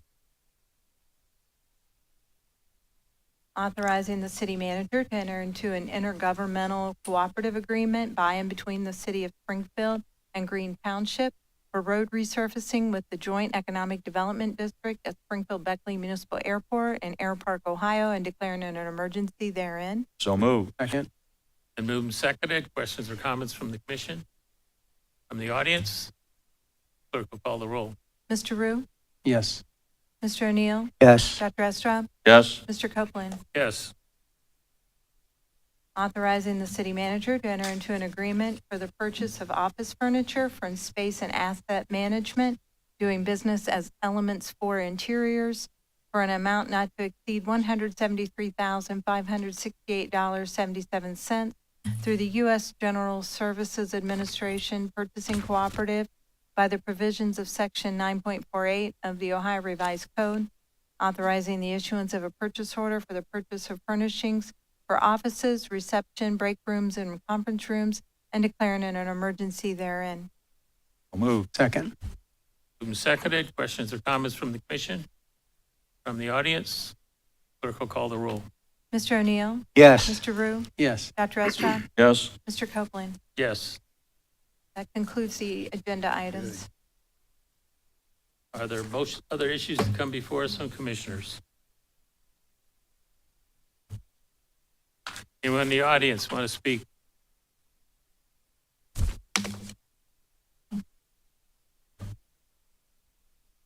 There's a 3-minute limit. I just want to ask the question. My name is Benita Dover, and since the motion failed on the Helmuth project or the housing project, what happens to the vote at this point? Do you redo the vote because you were it was 2 and 2. So this was a final vote, and we did not vote on the project. We vote on the zoning, and the zoning did not pass. Therefore, the project cannot go on. Okay. Thank you. Anyone else? Is there a motion to adjourn? So moved. Second. Clerk will call the roll. Dr. Estrop? Yes. Mr. O'Neill? Yes. Mr. Rue? Yes. Mr.